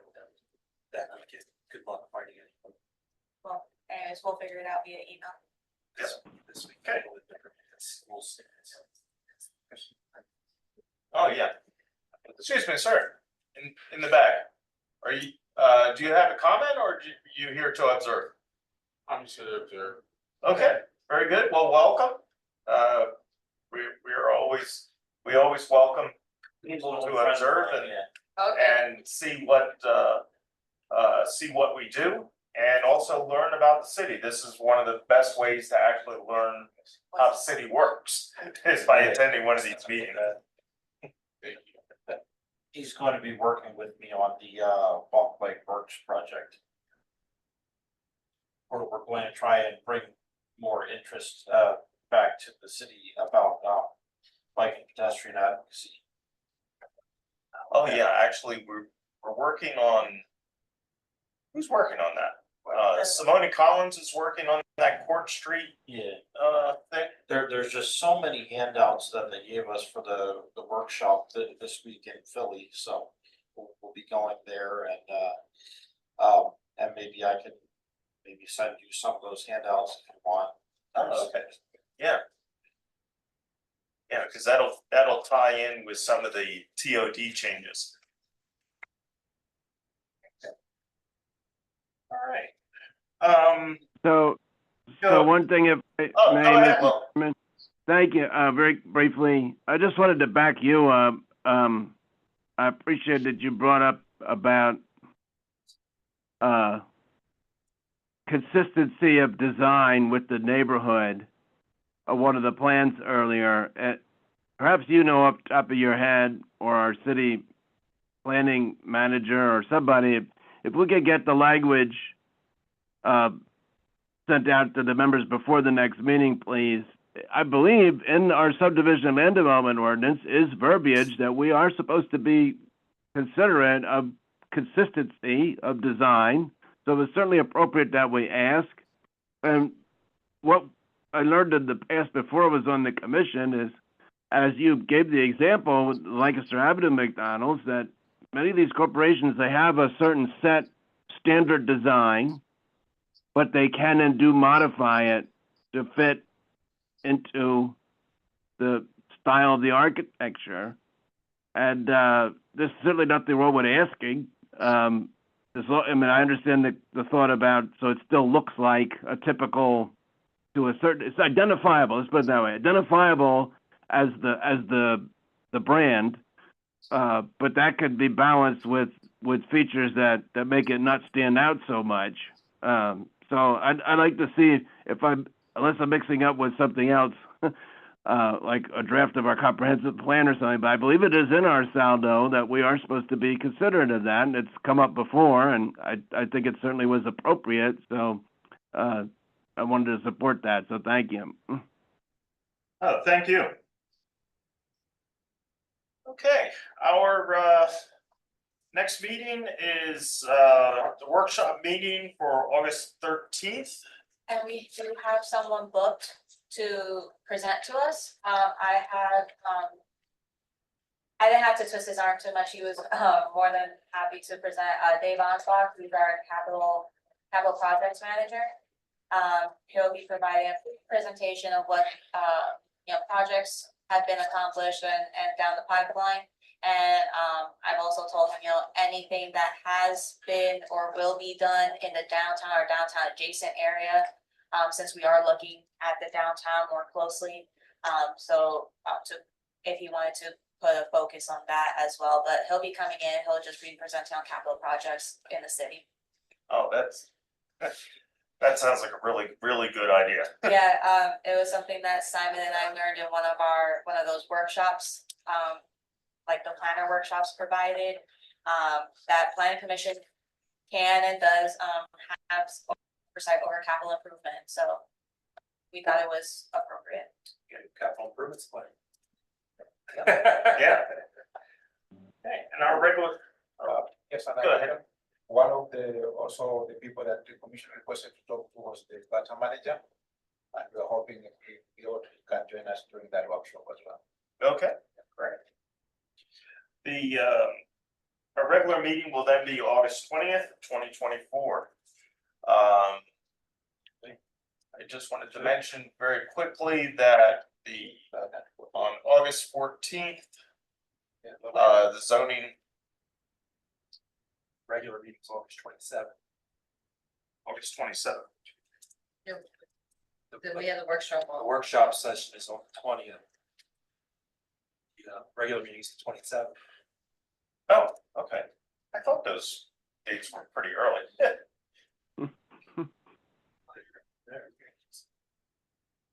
Tuesday. Apologies, that was my mistake. Okay, no. So, okay, so the workshop's on the 20th? Yeah. And the regular meeting's on the 27th? Yes. Okay, very good. I didn't get a chance to double check that myself, so. On August 14th, the zoning hearing board expects to give a decision on 1853 North 3rd Street. That's that Burn Street project that Christian asked about earlier. And then I think this one, 501 through 515 North 9th Street, that's parking authority? Yes, that's on the corner of 9th and Greenwich. It's a pseudo parking lot right now. People use it as parking, but they're actually going to make improvements. One of the things that I had commented on during the zoning hearing board, because they were asking for some variances regarding like landscaping and buffering. They are open to further discussion during planning commission. Depending on what their final stormwater design ends up being, they may be able to accommodate more shade trees and the like. So that conversation was had, we had them on record saying, you know, I made the recommendation to zoning hearing board that the specific details about landscaping kind of be hashed out during planning commission. Okay. Very good. All right, does anyone else have anything for the good of the order? Just wanted to confirm, the city council meeting is what day? There's two. For us. Yes, there's a tutorial on the 12th at 5 o'clock, August 12th. zoning Saldo 101. And the 19th is to remove the zoning, to review the zoning ordinance amendments. And the downtown improvement. Working around my daughter's vacation. I should say. Good thought.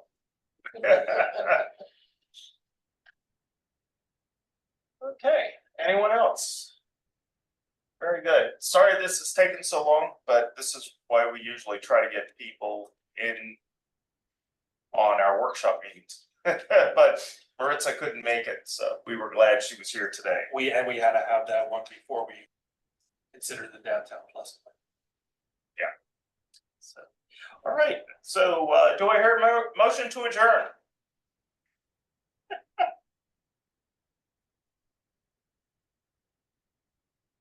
So move.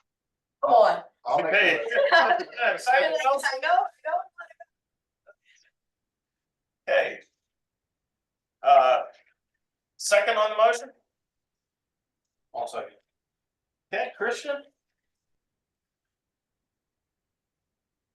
Question on the motion?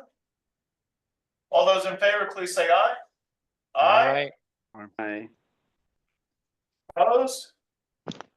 Okay, Thank you, everyone. thank you. Thank you. Good night. Thank you. Yeah, I'm gonna go home and eat too.